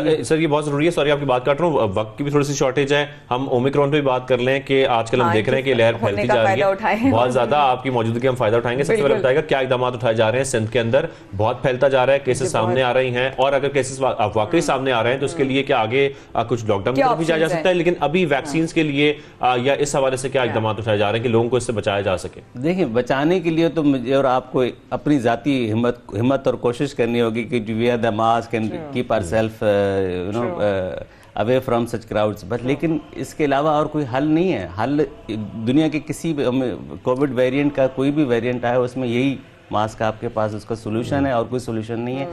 वैक्सीन दूसरा है, जहाँ पर आज भी लोग, अब आप पंजाब में देखेंगे हमारे जो पहला हमारे पास ओमिक्रॉन का जो पेशेंट आया था, हम आपके प्रोग्राम में मैंने बात भी की थी जी, वो भी अनवैक्सीनेटेड थे। अब इत्तेफाक देखें कि जब आप इतनी वैक्सीन ड्राइव, वैक्सीन सेंटर्स आपके गली मोहल्ले में रीच आउट हो रही है, हमने इतनी तकरीर में भाषणबाजी की है उसके बावजूद भी मुसलसल, उसके बावजूद भी अगर लोग इस बात के लिए तैयार नहीं है तो दिस काइंड ऑफ अनफॉर्चुनेट। लेकिन ये हमें और सबको मिलके इस बात के लिए एफर्ट करनी होगी। और जो सबसे इम्पोर्टेंट है कि खुदा न खास्ता आप इन्फेक्ट होते हैं, आज फिर मीडियाज़ में या हमारे जो सोशल मीडिया के नेटवर्क्स में आ रहा है कि जी इसकी कोई इतने बड़े वो नहीं है, क्या कहते हैं, लीथल नहीं है इतना ज़्यादा, लेकिन ये कंटेजियस तो है ना, आपको और हमको और सब किसी को भी। एहतियात तो जरूरी है ना, एहतियात के बगैर तो कुछ हो ही नहीं सकता। दूसरा जो important aspect, you never know कि खुदा ना खास्ता मेरी इम्यूनिटी कितनी जो है वो स्ट्रांग है या नहीं है। पर वैक्सीनेशन इज इम्पोर्टेंट। अगर बूस्टर लगवाने की आप अहल हो गए हैं तो प्लीज़ कम, हमारे तमाम सेंटर्स खुले हुए हैं, सुबह दोपहर शाम जिस वक्त आना चाहें, गेट योरसेल्फ। बहुत शुक्रिया, आपने वक्त निकाला। बहुत सारे सवाल आपसे और भी करने के मौके आपके आने का फायदा उठाना था, लेकिन वक्त की कमी की वजह से आपसे इजाजत लेंगे। Thank you so much. पार्लियामानी सेक्रेटरी बराए सेहत कासिम साहब हमारे साथ मौजूद थे। छोटा सा वक्फा लेते हैं, stay with us, will be right back. सुबह सवेरे पाकिस्तान में शाज़िया बुरमाया कर रहे हैं आपका इंतजार।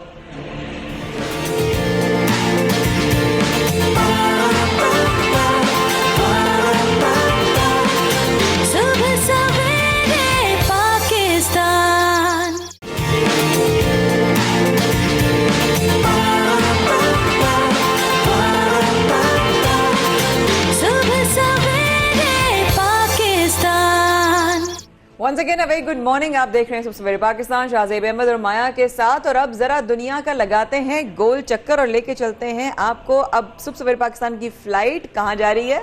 सबसे पहले हम आपको ये बताएंगे कि 2021 में 550 मुख्तलिफ जानवर और मुख्तलिफ पौधों को दरियाफ्त किया गया। यानी कि अभी भी कितने सारे पौधे ऐसे हैं जो दरियाफ्त नहीं किए गए, कितने सारे जानवर ऐसे जो अभी तक दरियाफ्त नहीं किए गए। की कुदरत, सुभान अल्लाह। वाकई में नित नए पौधे और फूल और फल और जानवरों का जो है वो बहुत ज़्यादा डिस्कवरी हो रही है शायद। बिल्कुल नई नई डिस्कवरीज हो रही हैं और बताया जा रहा है कि खूबसूरत मछली, नीली निशानात वाली गिटार फिश और पाइप हॉर्स, इस किस्म की चीज़ें जो हैं वो इस तहकीक में पता लग सकेंगी जो नई इकसाम दरियाफ्त हुई हैं। बिच्छू की 6 किस्म और 5 इकसाम के फूलदार पौधे भी दरियाफ्त हुए हैं। यानी कि अभी भी कितना कुछ ऐसा है जो हमने नहीं देखा, जो अब जाकर दरियाफ्त हो रहा है। बिल्कुल ऐसा ही दरियाफ्त करते हुए मेरी तरफ इशारा कर रहा है। 14 भंवरे और 12 इकसाम की सी स्लग शामिल हैं। मतलब नए नए जानवर इस तरह हमारे सामने आ रहे हैं और हम दरियाफ्त कर रहे हैं नए नए तरह के। तो जनाब वाकई अभी बहुत कुछ दुनिया में देखना बाकी है। और लंदन में वाक़े नेचुरल हिस्ट्री म्यूजियम के माहिरीन ने इस तहकीक को लॉकडाउन मंसूबे का भी नाम दिया। वाह, मंसूबे का नाम है लॉकडाउन मंसूबा। जबरदस्त। आपकी अदायगी कितनी बहन है, लॉक डाउन मंसूबा। ये आपने हाउ लकी आई एम ये मंसूबा आपने देखा। अब हम बात कर लेते हैं एक लकी मैन की, जैसे कि माया कह रही है कि हाउ लकी आई एम। इसी तरह एक लकी मैन जो कि था अमेरिका का, जो कि चॉकलेट और कुछ दूध खरीदने के लिए एक बाजार में गया और वहां पर जो स्क्रैच कार्ड्स होते हैं, स्क्रैच कार्ड्स होते हैं, उनको जो है ना वो कॉइन निकालते हैं चाबी से ना, अपने स्क्रैच करते हैं और कभी नंबर नहीं निकलता। खैर उनका पहली दफा में ही $10 लाख यानी कि 17 करोड़ पाकिस्तानी रुपए का इनाम निकला।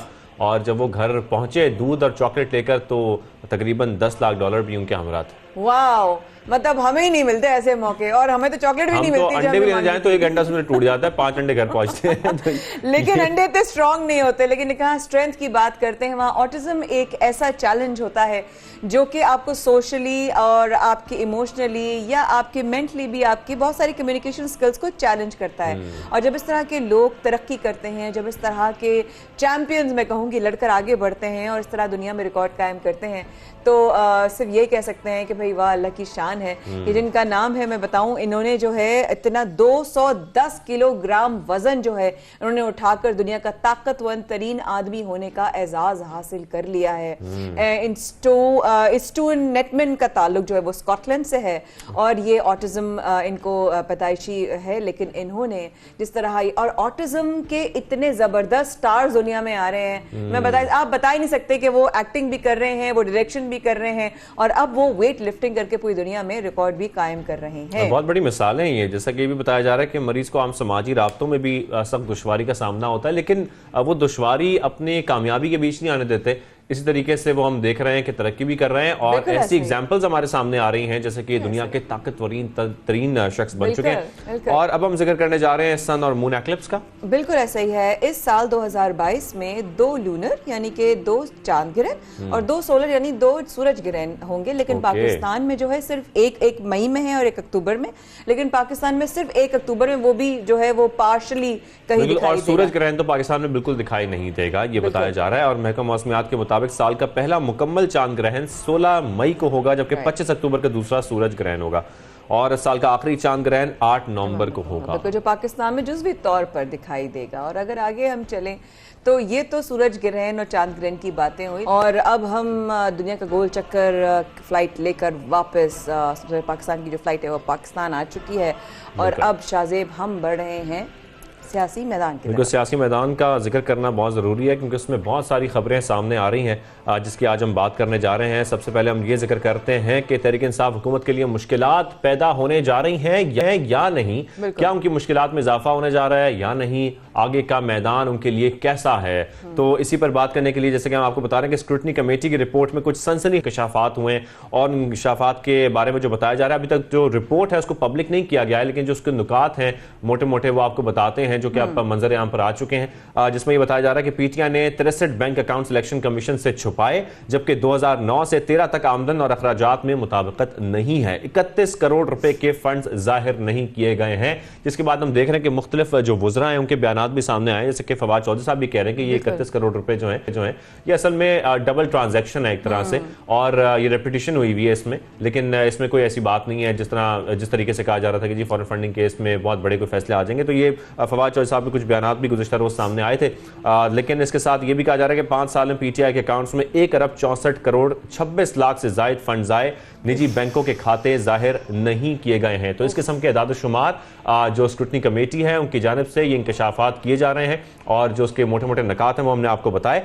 तो इसी पर मजीद बात भी कर लेते हैं। साबिक secretary election commission Kanwar Dilshad मौजूद हैं। कंवर साहब, बहुत शुक्रिया हमें शो में आपने ज्वाइन किया। सर, स्क्रूटनी कमेटी के इंकशाफात, सबसे पहला सवाल तो यही होगा कि क्या पीटीआई हुकूमत मुश्किल में पड़ने वाली है या पीटीआई के लिए मुश्किलात खड़ी होने वाली? हाँ, ये दुरुस्त फरमाया आपने। असूली तौर पर जो स्क्रूटनी कमेटी की रिपोर्ट आई है, स्क्रूटनी कमेटी जो है ये एक बहुत बड़ा इलेक्शन कमीशन ऑफ पाकिस्तान की ज़ेरे निगरानी तैयार की बनाई गई थी, जिसमें स्टेट बैंक ऑफ पाकिस्तान के नुमाइंदे, अकाउंटेंट जनरल पाकिस्तान के नुमाइंदे और ऑडिटर जनरल पाकिस्तान के नुमाइंदे इसमें शामिल थे।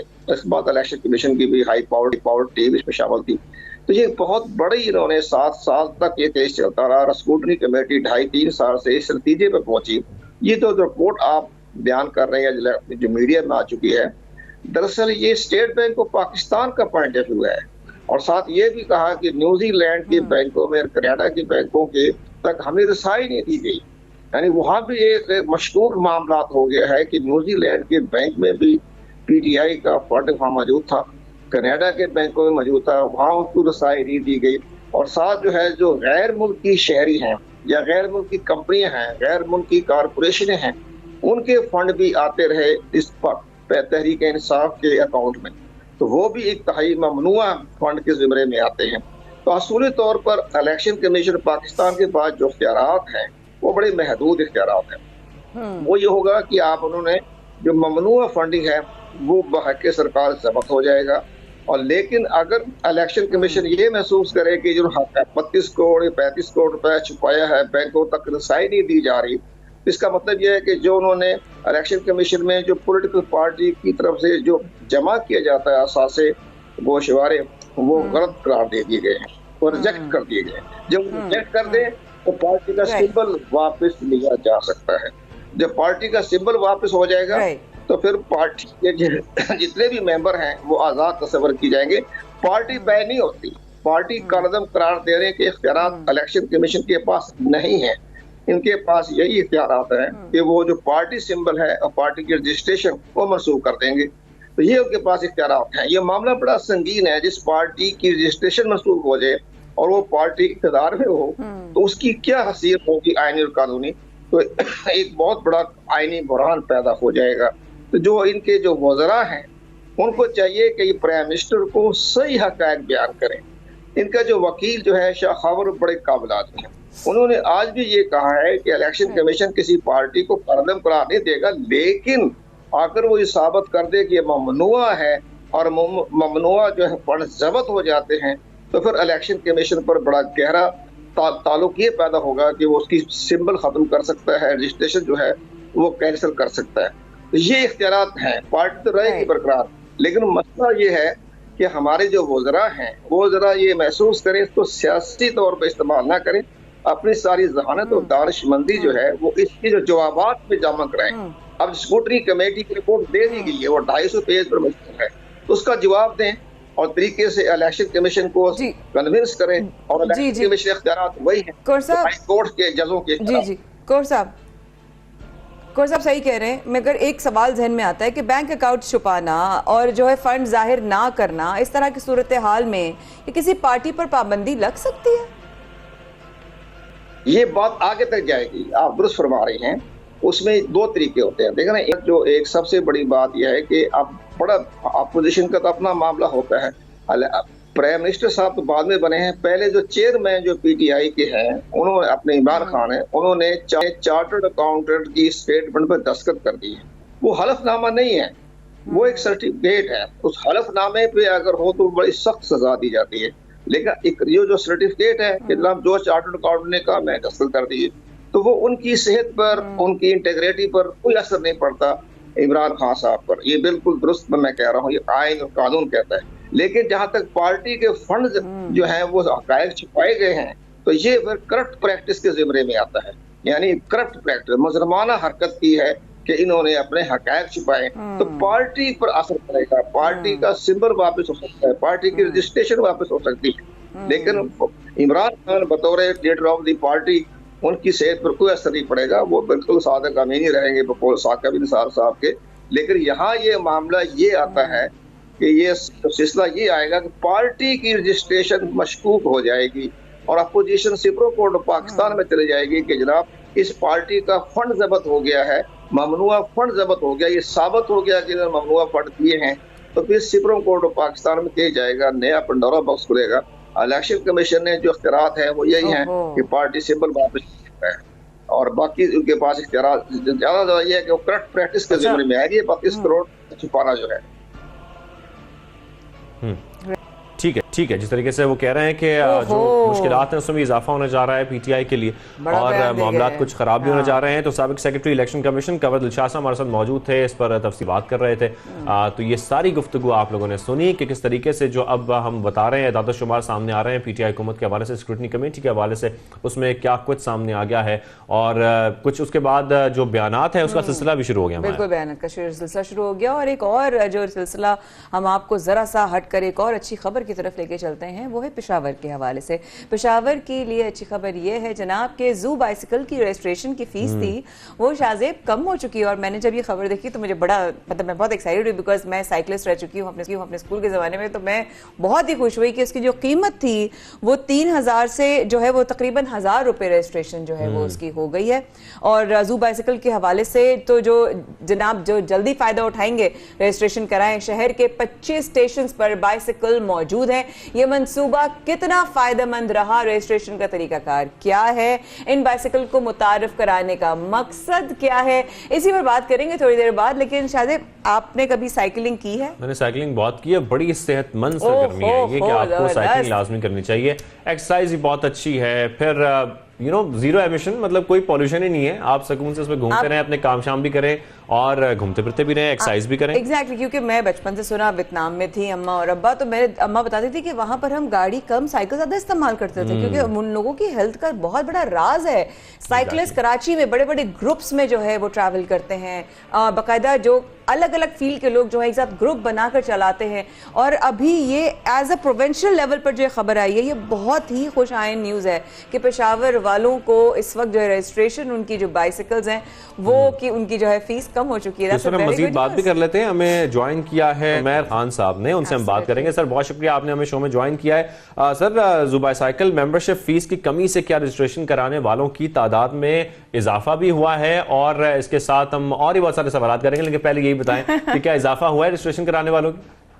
बिस्मिल्लाहिर्रहमानिर्रहीम जी, बहुत शुक्रिया आपका। मैं सबसे पहले तो बताऊं कि जो जू बाइसिकल शेयरिंग सिस्टम है ये पाकिस्तान में अपनी नौयत का मुनफरद और पहला प्रोजेक्ट है। इससे पहले ऐसा कोई प्रोजेक्ट लॉन्च नहीं हुआ और प्राइमरीली ये स्टूडेंट्स के लिए और यूथ के लिए है ताकि वो बसेस जो BRT बसेस हैं उससे उतरें और उसके बाद यूनिवर्सिटीज़ में या अपने जहाँ भी उन्हें साइकिलिंग करनी है मुस्बत सरगर्मी बेसिकली फराहम करने की और लास्ट माइल कनेक्टिविटी देने के लिए ये प्रोजेक्ट को लॉन्च किया गया। और इसको अभी 1 साल मुकम्मल नहीं हुआ, गुज़िश्ता साल मार्च में इसका आगाज़ किया गया था, इसको बेहद पज़ीराई हासिल हुई। फिर आपके सामने है जो कोरोना वबा के दौरान जिस तरह तालीमी इदारे बंद हो गए थे और मुख्तलिफ जो बंदिशों का सामना था उसके दबाव में अब कमी के बाद इसकी रजिस्ट्रेशन में भी इजाफा हुआ। फिर इसकी जो बढ़ता हुआ रुझान था उसके बाद इसकी जो रजिस्ट्रेशन फीस थी उसमें कमी कर दी गई, निस्फ से ज़्यादा कमी कर दी गई। मतलब पहले 3000 थी तो अब 1000 कर दी गई जो कि काबिल वापसी है। और रजिस्ट्रेशन में बिल्कुल जी बहुत इजाफा भी हुआ है, अब तक 1000 के करीब जो है रजिस्ट्रेशन हो चुकी हुई हैं और अभी जो इसकी 1 जनवरी से इसका तलाक हुआ था तो अभी इस रजिस्ट्रेशन में दिन ब दिन इजाफा देखने में आया है। Amazing amazing. अच्छा उमैर साहब ये बताइएगा, आपने कहा 2020 में इसका आगाज हुआ था इस मंसूबे का? 21 में जी, 21 में 2021 में हुआ था। अच्छा ये बताइए क्या इस प्लान को लॉन्च करने का सबसे पहले तो आइडिया क्यों था, मकसद क्या था और अब तक सो फार आपने रिस्पांस का बहुत अच्छा रहा है और जब पैसे ऑब्वियसली 1000 रुपये अगर हो गई है तो वो तो बहुत ही अच्छा रिस्पांस आएगा, लेकिन इसको स्टार्ट करने का मकसद क्या था? देखें जी, पाकिस्तान में एक तो पेशावर BRT जो है वो भी एक तो अपने तर्ज की मुनफरिद प्रोजेक्ट है क्योंकि ये हाइब्रिड सिस्टम है, माहौल दोस्त सिस्टम है। तो हम प्रमोट करते हैं और हाईलाइट करते हैं ग्रीन ट्रांसपोर्ट को, सो कि यंगर जनरेशन को मुस्बत सरगर्मी देना और लास्ट माइल कनेक्टिविटी देना कि बसेस से उतर के, ये एक इंटरनेशनल प्रैक्टिस है कि जो कि दीगर ममालिक में इसका इस्तेमाल होता है। तो वही हमने पेशावर पाकिस्तान में इसका जो है आगाज किया था कि लोग एक तो मुस्बत सरगर्मी में अपने आप को इन्वॉल्व करेंगे, साथ एक बेहतरीन और सस्ती सफरी सहूलत उनको मैसर होगी। ये स्टेट ऑफ द आर्ट और चेनलेस और एयरलेस बाइसाइकिल्स हैं जो कि 360 जिनकी मजमूई तादाद है, 32 डॉकिंग स्टेशंस शहर के मुख्तलिफ मकामात में हैं। अभी इसको 1 साल मुकम्मल नहीं हुआ और पहले मरहले में हमने यूनिवर्सिटी ऑफ पेशावर और हयाताबाद में इसका आगाज़ किया, जिसका बहुत मुस्बत जो है वो हमें फीडबैक भी आया, रिस्पॉन्स भी आया, लोगों ने बहुत ज़्यादा रजिस्ट्रेशन भी कराई और साइकिल रैलीज का भी हमने इसमें इनेकाद कराया ताकि लोगों को फर्दर मोटिवेट भी करें, मोबिलाइज भी करें। ठीक है, मोबिलाइज करना ही बहुत जरूरी है, मोटिवेट करना ही बहुत जरूरी है, लेकिन सर उसके साथ साथ हम देखते हैं बड़ी प्रॉब्लम्स भी आ जाती हैं बीच में। कुछ लोग साइकिल लेके निकल जाते हैं, वापस नहीं आते हैं। कुछ ऐसे केसेस भी रिपोर्ट हुए हैं और अगर कुछ ऐसे केसेस होते हैं तो आप लोगों का इस पर क्या एक तरीकाकार होता है, किस तरीके से उनको रिकवर करना है बाईसाइकिल्स को? लेकिन जी अभी तक 1 साल मुकम्मल नहीं हुआ और अल्हम्दुलिल्लाह कोई भी ऐसा रिपोर्ट नहीं हुआ कि कोई साइकिल लेके चला, क्योंकि यहाँ की जो आवाम है, जो पेशावर के लोग हैं, बहुत रिस्पॉन्सिबल हैं और जिस रिस्पॉन्सिबिलिटी के तहत वो बीआरटी में सफर करते हैं उसी रिस्पॉन्सिबिलिटी के साथ वो जो साइकिल शेयरिंग सिस्टम है उसका इस्तेमाल करें। 72 घंटे का एक टाइम होता है कि 72 घंटे से ज्यादा साइकिल को तहवील में नहीं लिया जा सकता। उनकी इसकी मुकम्मल बाज़ाब्ता एक मेंबरशिप होती है, इसकी रजिस्ट्रेशन होती है, ID कार्ड के ऊपर होती है। तो कोई भी ऐसी कोई हरकत करता है या सोचता है तो उसके 72 घंटे के बाद उसके खिलाफ कानूनी कार्रवाई भी की जाती है और फिर कार्ड भी ब्लॉक कर दिया जाता है और FIR काटी जाती है। तो there is sticks and carrots for that. और इसमें कोई ऐसा सिस्टम नहीं है कि कोई साइकिल लेके चला जाएगा तो सिस्टम को पता नहीं। तो बिल्कुल हम ट्रैक कर रहे होते हैं, हमारा कंट्रोल रूम है जहाँ पे कॉम्प्रिहेंसिव ट्रैकिंग हो रही होती है, साइकिल्स की भी हो रही होती है और बसेस की भी। अच्छा, यानी कि बाईसाइकिल्स के अंदर ट्रैकर्स लगे हुए हैं? हाँ जी, देयर इज द सिस्टम जिसको हम GPS के थ्रू ट्रैक कर रहे होते हैं ताकि कोई भी ऐसी कोई मतलब, क्योंकि एक बहुत मुनफरिद सिस्टम है, फर्स्ट टाइम लॉन्च हुआ है और मतलब साइकिल्स आर आल्सो एक्सपेंसिव, लेकिन हम ये कि मैक्सिमम लोग इससे फायदा उठाएं, फैसिलिटेट हो ताकि इस सिस्टम को ज्यादा से ज्यादा और शहर में भी रेप्लिकेट किया जा सके। अच्छा उमर साहब, आपने कहा ये सारा एक्सपेंसिव, ये मैंने नहीं, मेरे जहन में एक नया सवाल आया कि इनकी क्या कीमत अंदाजन कितनी होगी? देखें जी, एक कोई मतलब यूजुअल साइकिल्स तो है नहीं, क्योंकि चेनलेस हैं, एयरलेस टायर्स हैं, स्टेट ऑफ द आर्ट है और ये फर्स्ट टाइम पाकिस्तान में इंट्रोड्यूस कराई हुई हैं। तो एक्सपेंसिव से मुराद है कि पब्लिक एसेट है, जैसे वो बस है वो भी पब्लिक एसेट है, साइकिल्स है वो भी पब्लिक एसेट है, तो उसकी हिफाजत करना हम सब पे उतनी उसकी जिम्मेदारी है और यही चीजें हम बार बार लोगों को समझाते भी हैं, बताते भी हैं, जिसका बहुत अच्छा रिस्पांस भी लोगों को। अच्छा उमर साहब, आखिर में ये बता दें कि आगे आप लोग इसको किस तरीके से एक्सपैंड करने जा रहे हैं, क्या प्लान्स हैं आप लोगों के कि इसी तरीके से, और ये बड़ा अच्छा स्टेप है कि सब लोग साइकिल के जरिए अपने तमाम काम भी कर सकें, अच्छी एक्सरसाइज भी है, एक अच्छा स्टेप भी आप लोगों की जानिब से लिया गया है, तो उसको एक्सपैंड करने का सोचा जा रहा है?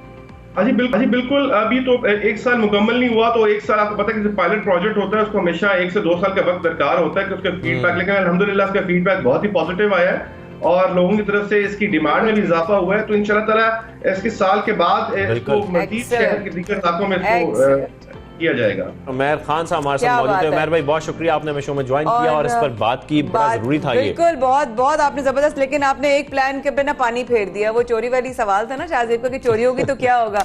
कुछ नहीं हो सकता, चोरी नहीं हो सकती, तुम्हारे ऊपर फुल नजर रहेगी और रखिएगा आप भी हमारे ऊपर नजर। इस वक्त के बाद रहिए हमारे साथ सवेरे पाकिस्तान में। अभी वापस आते हैं तो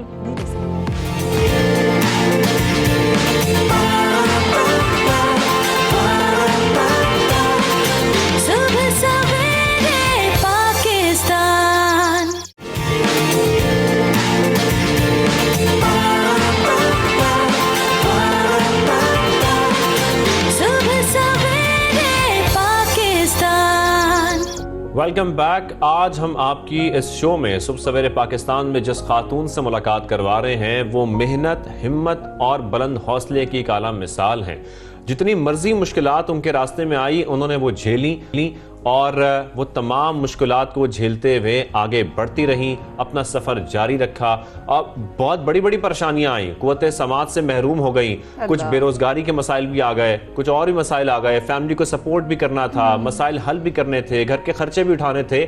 मलेशिया में बहुत अच्छी ज़िंदगी गुजार रही थी, लेकिन 2012 में वापस पाकिस्तान आई तो इन तमाम मसाइल का सामना करना पड़ा, लेकिन उन्होंने हिम्मत नहीं हारी, अपना सफ़र जारी रखा, मेहनत करती रहीं, आगे बढ़ती रहीं और आज एक अपना रेस्टोरेंट ओन भी करती हैं। वो वही वाली बात है ना कि गिरते हैं शहसवार ही मैदान जंग में, वो तुफल ही क्या गिरेगा जो घुटनों के बल चले।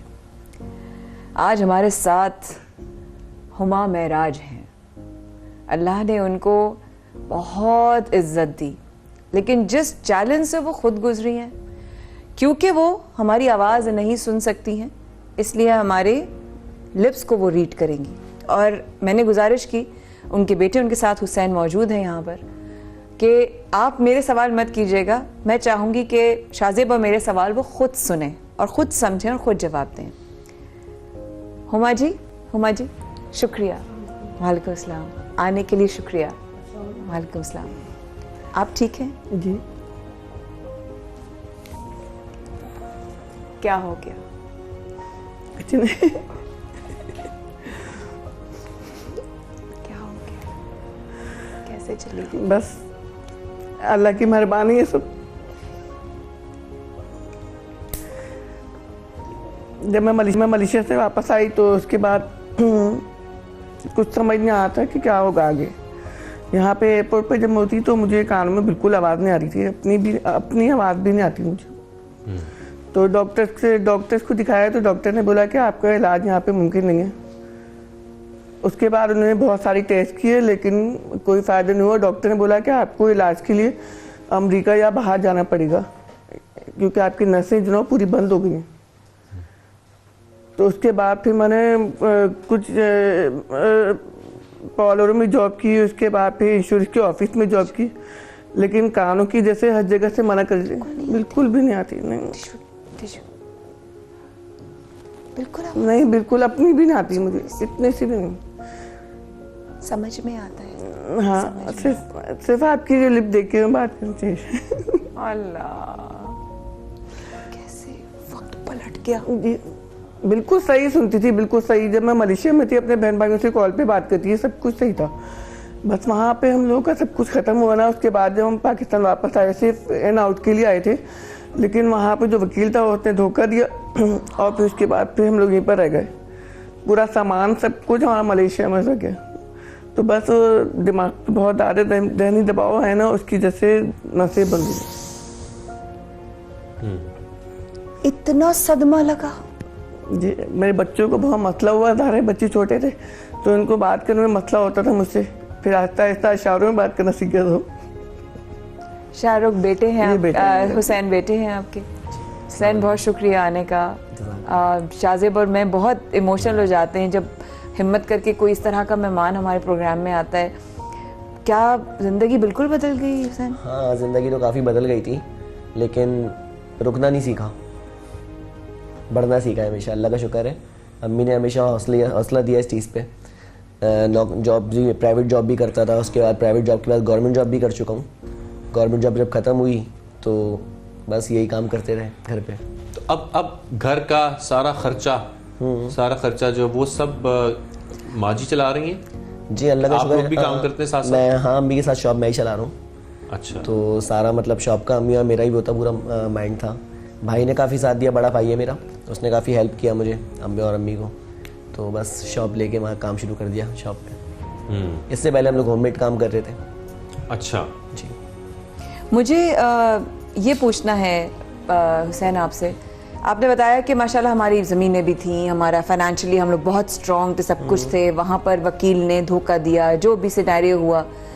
जिंदगी का इतना, कितने बहन भाई हैं आप लोग सारे? हम लोग 4 बहन भाई हैं। 4 बहन भाई हैं। एक तो ये हेरा फूड जिस नाम पे है ना, वो मेरी छोटी बहन थी, उसका इंतकाल हो गया था। इन्ना लिल्लाहि व इन्ना इलैहि राजिऊन। 4 बच्चे, 5 बच्चे थे। मेरी बेटी का इंतकाल हो गया, उसका हिरा नाम था, तो इसके नाम से मैंने हेरा फूड के नाम से रेस्टोरेंट खोला।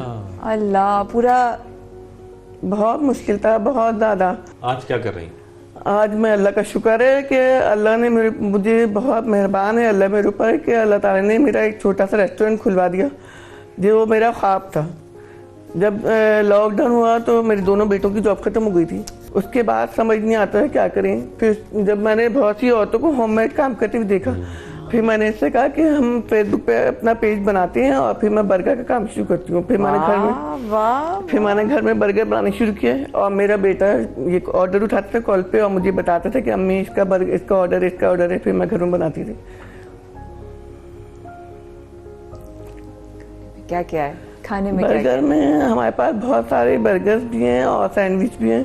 इसके अलावा अभी हम आगे और कोशिश कर रहे हैं कि आगे हम और आइटम रखें। अरे वाह, जबरदस्त, इतनी स्ट्रॉन्ग है भाई, क्या बात है, जबरदस्त जबरदस्त। वालदा के फैंस भी होंगे हुसैन, मैं समझती हूँ। इनके तो फैंस भी बहुत होंगे। काफी हैं, यूट्यूबर आ रहे हैं काफी अम्मी से मिलने के लिए। अरे वाह वाह वाह वाह वाह। फिर उसके बाद तो अमेरिका से एक वो आए थे, कस्टमर आए थे। हाँ। यहाँ पे कराची आए थे, उनकी मतलब सिस्टर की शादी थी। हाँ। लेकिन इत्तेफाक ये हुआ कि वो वहां जाने से पहले हमसे मिलने आए। अरे सबसे अच्छी चीज हमें ये लगी। क्या बोला उन्होंने? फैंस ने क्या बोला? अम्मी आए, अम्मी के पास बर्गर खाए अम्मी के हाथ के। अच्छा। काफी तारीफें भी की। मैं आपसे ये पूछना चाहता हूँ, हिम्मत टूटी नहीं, हिम्मत कैसे कायम रही आपकी? बस जब मुझे डाइवर्स हो गई उसके बाद फिर मैंने सोचा कि बच्चों को मुझे ही देखना है। जाहिर है माँ बाप के अलावा कोई और नहीं करता बच्चों के लिए, तो बच्चों की वजह से मैंने हिम्मत अपने तक कायम रखी। और मैंने सोचा अगर मुझे आवाज़ नहीं आती तो ये भी अल्लाह की तरफ से एक मेरे लिए आजमाइश है कि अल्लाह ने मुझसे एक तमाम छीनी है, तो क्या पता आगे मेरे लिए अच्छा रखो। तो बस ये बात जो ना मेरे हिम्मत पैदा करती थी कि अल्लाह ने जब मुझे एक कुव्वत मेरी ख़त्म की है तो आगे मेरे लिए और बेहतर कुछ सोचा होगा। तो बस ये चीज़ जो ना मुझे आगे बढ़ाती गई। और जब मेरी टांग टूटी है, आगे मेरी टांग की हड्डी टूटी है, तो उसके बाद क्या हुआ था? ये मैं जीने से गिर गई थी। जीने से गिरी 26वें रोजे को इसी साल, पिछले साल जी रमजान में 26वें रोजे को हुई। तो मैं जीने से गिरी ना, ये मेरी टांग की हड्डी पूरी टूट गई और पाँव पूरा पीछे मुड़ गया था। तो ये मेरी टांग का ऑपरेशन हुआ है 2 रोड डली हुई टांग में। तो उसके बाद मुझे बहुत से लोगों ने बोला कि अब तुम क्या करोगी, अब तुम बिस्तर पे पड़ जाओगी। मैंने कहा नहीं मैंने कहा मैं बिस्तर पे जरूर लेट जाऊंगी, लेकिन मैं अपने बच्चों को कुछ ना कुछ बना दूंगी इंशाल्लाह। बस फिर मैंने इससे कहा कि तुम अपना पेज बंद नहीं करना, पेज चलाते रहो। फिर मेरी बहू ने मुझे बोला कि आप हिम्मत करें और मैं आपका साथ दूंगी। अल्लाह। जी। तो बस मैं बिस्तर पे बैठे बैठे सामान में मसाला लाकर अपनी बहू को देती थी, इसको बताती थी, व्हील चेयर पे बैठ के वो मेरे साथ साथ काम करती थी। मुझे भी खाना है, हम दोनों ने खाना है। जरूर खिलाएंगे। आज बच्चे सब क्या करते हैं? सब लोग मेरा ये वाला बेटा तो करीब आती जा रही होंगी। ये मेरा बेटा मेरे साथ मेरे रेस्टोरेंट में काम करता है, और बड़ा वाला बेटा जो है वो प्लॉट वगैरह का काम करता है, प्रॉपर्टी का, अपने दोस्त के साथ। वो बड़ा है, ये छोटा है। और बेटी मेरी 2 बेटियां हैं। हाँ। बड़ी बेटी की शादी हुई है और छोटी वाली भी फर्स्ट ईयर में पढ़ रही है। अच्छा, माशाल्लाह माशाल्लाह। रोती तो नहीं है कभी रोती हैं, अकेले होती हैं, कमजोर पड़ती हैं, तो कैसे हिम्मत आती है? हिम्मत दिलानी पड़ती है, और माशाल्लाह खुद इतनी हिम्मत वाली हैं। इनसे तो आपको हिम्मत मिलती होगी। इनसे हमें हिम्मत मिलती है, सही बात है। जॉब खत्म हो गई थी तो काफ़ी हिम्मत इन्होंने ही दी है कि हम घर पे काम करते हैं। मेरा तो इरादा था कि मैं कहीं और अप्लाई करूँगा जॉब, लेकिन अम्मी ने माशाल्लाह अपना बिजनेस। अच्छा, आप थोड़ा सा रेस्टोरेंट के बारे में बताइएगा, जिस तरीके से आप लोग रेस्टोरेंट चला रहे हैं, माशाल्लाह उसका बाकायदा आप लोगों ने आगाज कर दिया है और दुकान भी खोल ली है, प्रॉपर पूरी शॉप है इसकी रेस्टोरेंट की। जी, फेडरल एरिया में शॉप है, फेडरल बी एरिया में। और वहाँ पर सिटिंग एरिया भी है या होम डिलीवरी है, क्या क्या है? हम लोग होम डिलीवरी भी प्रोवाइड कर रहे हैं अभी, और टेक अवे प्रोवाइड कर रहे हैं। डाइन इन जो है ना, दरअसल वो फैमिली की नहीं हो सकती। अच्छा। क्योंकि वो शॉप हमारे पास इतना नहीं था कि हम लोग दूसरी शॉप ले सकें, तो एक शॉप में ही हमने सेटअप शुरू कर दिया। कोविड भी है, बिल्कुल। और नाम क्या है? नाम हेरा फूड्स। तो आप लोग Hera foods Federal B Area में जब भी जाएं जरूर देखिएगा। हम भी जाएंगे कि वहां से आपने इनके बने हुए खाने, बेहतरीन खाने, वो जरूर खाने हैं सबने। मैं सबको बता दूं कि आपके खाने, आपके हाथ के खाने जरूर खाने हैं। दुनिया को क्या कहें? दुनिया को मैं ये बस पैगाम देना चाहती हूँ कि कभी भी अपना आपको औरत कमजोर नहीं समझे। औरत जो ना वो नाजुक जरूर है, लेकिन वो अंदर से कमजोर नहीं होती। बहुत से मर्द जो हैं वो समझते हैं कि औरत कमजोर है, लेकिन अल्लाह ताला ने उसको मर्द से ज़्यादा सलाहियत दी है। माँ बनती है, अल्लाह कितनी ताकत देता है, सलाहियत दी है। बेशक। बहुत शुक्रिया आने के लिए। थैंक यू हुसैन, बहुत शुक्रिया। अल्लाह अल्लाह शाहजेब, आज और हिम्मत आ गई। वाकई हम लोग किस तरह से क्या शिकायत करते हैं और किस बात की जो है वो अपने आप में एक जहन में कहता है अरे ये नहीं है, अल्लाह ने कैसे ही हिम्मत दी है हुमा को और उनके पूरे अहले खाना को, अल्लाह पाक इनको सलामत रखे। और शाहजेब, हम ऐसे ही हिम्मत के साथ सबसे पहले पाकिस्तान में भी और अच्छी अच्छी खबरें देते रहेंगे। बिल्कुल, और अच्छी खबरें शामिल कर लेते हैं सबसे पहले पाकिस्तान में। और अब हम जिक्र करेंगे खिलौनों का। दुनिया भर में वालिदैन बच्चों की पैदाइश से पहले ही खिलौने खरीदना शुरू कर देते हैं और बाकायदा प्लानिंग करते हैं कि भाई हमने ये खिलौना जो है अपने बच्चे को देना है। लेकिन उन खिलौनों के बहुत सारे असरात भी होते हैं बच्चों की पर्सनालिटी के ऊपर भी, बच्चों की ज़हनी सेहत के लिए भी। कुछ खिलौने ठीक नहीं होते, कुछ अच्छे होते हैं। तो ये बड़ा एक अहम मामला है। और मुख्तलिफ खिलौने हम देखते हैं कि कभी जब कुछ जंगों के बारे में बच्चे सुनते हैं तो उनको बंदूकें दिला दी जाती हैं, उनको कुछ बच्चों को वेपन्स एम्यूनेशन अट्रैक्ट करते हैं, कुछ बच्चों को लेगोस अट्रैक्ट करते हैं, कुछ बच्चों को गाड़ियां अट्रैक्ट करते हैं। ऐसे कि मैं बचपन में इवन बीइंग अ गर्ल मैं कभी गुड़ियों वगैरह से नहीं मैं खेली, मुझे होता है हर एक का एक अपना पसंद होता है। मैं हमेशा कार्स से खेली, मैं हमेशा ब्लॉक से खेली। और आपको बचपन में क्या शौक थे खेलने के? मैं जैसे कि आप गए तो फिर मैं डॉल से खेला, मतलब आपने गाड़ियों से खेला तो मैं ये कह रहा था कि मैंने डॉल से खेला। खैर, कंस्ट्रक्टिव और नॉन कंस्ट्रक्टिव खिलौनों का बच्चों की नशोनुमा में क्या किरदार है, इसी पर बात करने के लिए हमें शो में ज्वाइन किया है माहिर नफ्सियात डॉक्टर किरण है। डॉक्टर साहब बहुत शुक्रिया, मैं आपने शो में ज्वाइन किया। डॉक्टर साहब, सबसे पहले तो मैं यही जानना चाहता हूँ कि खिलौने बच्चे की नशोनुमा ये किस तरह से असरअंदाज होते हैं, और ये बताइएगा सबसे पहले कि हमें फिर किस तरह से चूज करने चाहिए बच्चों के लिए खिलौने। Absolutely. जी बिल्कुल, खिलौनों का बहुत अहम किरदार होता है, इसलिए क्योंकि बच्चे जब ग्रोइंग स्टेज में होते हैं, डेफिनेटली बढ़ रहे होते हैं, तो उस टाइम उनकी लर्निंग एबिलिटीज़ बहुत ज़्यादा काम में आ रही होती हैं। तो उस टाइम पर जो भी बच्चों को प्रोवाइड किया जा रहा है उसमें ये देखना चाहिए कि वो बच्चे के ऊपर कैसे असरात छोड़ेगा। खिलौना क्योंकि बच्चा अट्रैक्ट होता है तो हम सबसे पहले बच्चों को खिलौनों से ही डाइवर्ट कर रहे होते हैं। तो खिलौनों का भी एक बहुत बड़ा रोल होता है बच्चों की लाइफ में। अब जिस तरह से अगर आप जितने गन्स वगैरह या इस तरह के टॉयज़ वगैरह देंगे कि जिसमें वॉयलेंस और ये सब चीज़ें होती हैं, तो फिर इसका मतलब यही है कि बच्चों में ये सब चीज़ों में हम ज़्यादा इंस्टिल कर रहे हैं। और जितने और देखिए किरण साहब, आप ये कह रही हैं, सॉरी आपकी बात काट रहा हूँ, अगर बच्चा एग्रेसिव हो रहा है तो ये कहा जा सकता है कि जो खिलौने वो इस्तेमाल कर रहा है वो खिलौने उसकी आदत को चेंज कर रही हैं, उसकी आदत बदलती जा रही है। बिल्कुल, क्योंकि खिलौने जब आता है तो फिर उसकी डीलिंग भी साथ आती है। अगर गन लेके दी है और अगर इस तरह का कोई वेपन लेकर दिया है या इस तरह की कोई चीज़ है तो डिस्ट्रक्टिव रोल है इनका। आप खुद देखिए वॉर्स में यूज़ होता है, फाइट्स में यूज़ होता है इन चीज़ों में। तो फिर डेफिनेटली जब ये चीज़ आई है तो बच्चे को इसका यूजेज भी उसी तरीके से करना होगा कि जैसे इसका एक्चुअल यूज़ है। तो फिर आप ये देखिए कि नफ्सियात पे इसका क्या असर पड़ रहा है। डिस्ट्रक्शन, ठीक है, फाइट, वायलेंस, मारना, धारना, बेशक मजाक में ही कर रहे होते हैं, ढस ढस ढस लेकिन ये चीज क्या एक रिफ्लेक्ट कर रही है, सेम इसी तरह देखिए होता तो टॉय हम कहते हैं कि बच्चा बिजी हो रहा है, लेकिन एक्चुअल में उस पर असरात क्या मुरतब हो रहे हैं ये हमें देखने की बहुत जरूरत है। किरण, एक सवाल आ रहा है जहन में कि टॉयज ऑब्वियसली शायद ने इस तरह कहा कि बच्चों की ग्रोथ में एक बहुत बड़ा किरदार अदा करते हैं। चॉइसेस ऑफ टॉयज बेसिकली उनका कैरेक्टर को बहुत तरीके से बताते हैं, कंस्ट्रक्टिव, नॉन कंस्ट्रक्टिव। लेकिन इसके अलावा मैं आपसे सवाल ये करना चाहती हूँ और दुनिया को मैं चाहती हूँ कि एक जवाब एक माहिर नफ्सियात की नज़र से जाए कि बच्चों के लिए फिजिकल टॉयज कितने ज्यादा इंपॉर्टेंस रखते हैं कंस्ट्रक्टिव और नॉन कंस्ट्रक्टिव होने में, या उनके मोबाइल फोन में जो गेम्स हैं या एप्स हैं उसके हवाले से। तो कंस्ट्रक्टिव और नॉन कंस्ट्रक्टिव का फर्क इधर भी जरा था थोड़ा सा, प्लीज किरण इसमें रोशनी डालिएगा। बिल्कुल, ये आपने बहुत इंपॉर्टेंट बात की कि physical toys in the sense कि जिसमें हमारे बॉडी इन्वॉल्व हो रही है, ठीक है।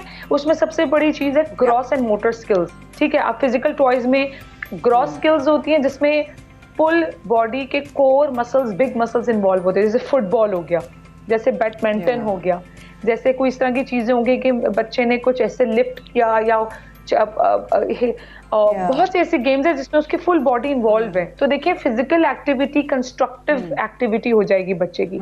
इसके अलावा स्मॉल अगर आप देखिए छोटा सा बच्चा है उसको हमने ब्लॉक्स दे दिए, वो उनके साथ खेल रहा है, उनको एक दूसरे पर रख रहा है, तो ये उसके फाइन मोटर स्किल्स उसकी बहुत ज्यादा इंप्रूव हो रही हैं, ठीक है। तो ये बहुत इंपॉर्टेंट है। लेकिन अगर मोबाइल यूज करेंगे, वीडियो गेम्स यूज करेंगे, देखिए ये इन जगह पे एक ही जगह बैठ के जस्ट आपके थम्स या आपकी आईज इंटैक्ट हो रही हैं, ठीक है, तो इसमें फिजिकल एक्टिविटी उसमें नहीं होगी। अच्छा किरण साहब, यहाँ पर ये बताइएगा, मैं आपसे सवाल भी करना चाहता हूँ, हम मुख्तलिफ ट्रेंड्स देखते हैं खिलौनों के जो मार्केट में आते हैं और हर घर में हमें वही खिलौना नजर आता है और बच्चे भी उन ट्रेंड्स को फॉलो कराते हैं वालिदैन से जबरदस्ती। तो सबसे पहले बताइएगा कि ये ट्रेंड्स आते कैसे हैं खिलौनों के? कभी स्पिनर्स हम देख रहे होते हैं, कभी कोई और चीज मार्केट में आ जाती है और उसके बाद वालिदैन परेशान हो जाते हैं कि उनका किरदार यहाँ पर क्या होना चाहिए। वो मजबूर हो जाते हैं, बच्चे इतने ज्यादा जिद करते हैं कि उनको वो खिलौने दिलाने पड़ते हैं। ये ट्रेंड्स किस तरीके से जनरेट होते हैं? धुन चल जाती है, बिल्कुल चल जाता है इस तरह से। वो एडवर्टाइजमेंट और मार्केटिंग इस तरीके से हो रही होती है और बच्चों को अपील और अट्रैक्ट करने के लिए कुछ चीज़ें इस कदर ज़्यादा जो है वो ये सोच के बनाई जाती हैं कि बच्चे पे डेफिनेटली अपने माँ बाप, अपनी फैमिली का यही चीज़ कहने कि मुझे यही चाहिए, यही चाहिए, यही चाहिए। वो एक्चुअली यही चीज़ होती है कि इन बच्चों को उनके माइंड सेट को रीड करते हुए उनके अट्रैक्ट कर दिया जाता है कलर्स के थ्रू, उनके जिस तरह आप इसको देखिए फिजिटिंग पॉकेट्स क्या करें, हम सवाल ही करना चाह रहे हैं। देखिए वालिदैन को सबसे पहले ये देखना चाहिए कि क्या चल रहा है और सबके पास क्या है। तो वो कंपटीशन जरूरी नहीं है कि अगर उसके पास है तो मेरे बच्चे के पास भी होना चाहिए, वो जिद कर रहा है उसको पूरी देखना चाहिए। बच्चे के लिए ठीक क्या क्लियर होना चाहिए ना फिर कि उसके लिए बेहतर क्या है। ठीक है, अगर वो सब यूज कर रहे हैं लेकिन अगर देखें तो उसके नताइज अच्छे नहीं हैं और वो इतना कंस्ट्रक्टिव टॉय नहीं है, बल्कि वो चीजें सिर्फ और सिर्फ सिर्फ डिस्ट्रक्शन की तरफ इन द सेंस कि बस अब ज्यादा आपको फायदा नहीं दे रही हैं, तो ना लेकर दें। ठीक है किरण, एक बहुत अहम सवाल, किरण एक बहुत अहम सवाल, वक्त खत्म होने वाला है तो हम आखिरी की तरफ चल रहे हैं। बेसिकली कुछ खिलौनों का जो असर होता है वो आपकी जिंदगी में बचपन से पड़ता है। जब इस तरह की डोरा, इस तरह की जो डॉल्स आते हैं, इस तरह की जो खिलौने होते हैं जो अच्छे पॉजिटिव इम्पैक्ट लेकर आते हैं, वो बड़े होने के बाद भी उतने ही क्यूट लग रहे होते हैं। जबकि ये देखा गया है बच्चे जो बचपन में इम्यूनेशन या एक्शन से भरपूर चीजें पसंद करते हैं वो बड़े होने के बाद कहीं होते हैं कहीं नहीं होते हैं। इसका मतलब क्या हम ये समझें कि बचपन की चॉइस ऑफ टॉयज जो है वो आपकी पर्सनैलिटी बड़े होने के बाद डेवलप में वो बहुत बड़ा किरदार अदा करती है, मैच्योरिटी के बाद भी? बिल्कुल करती है। एसोसिएशन कायम हो जाती है, चाइल्डहुड एसोसिएशंस कायम हो जाती हैं। जिस चीज़ के साथ ज़्यादा बच्चे ने जो है आइडेंटिफाई किया होगा बचपन में, क्या पता उसके कैरेक्टरिस्टिक्स भी उसकी लाइफ में आने शुरू, लेटर लाइफ में जब वो बड़ा होता है उसमें आने शुरू हो जाते हैं। बिल्कुल देखें ये डिपेंड करता है इंडिविजुअल टू इंडिविजुअल।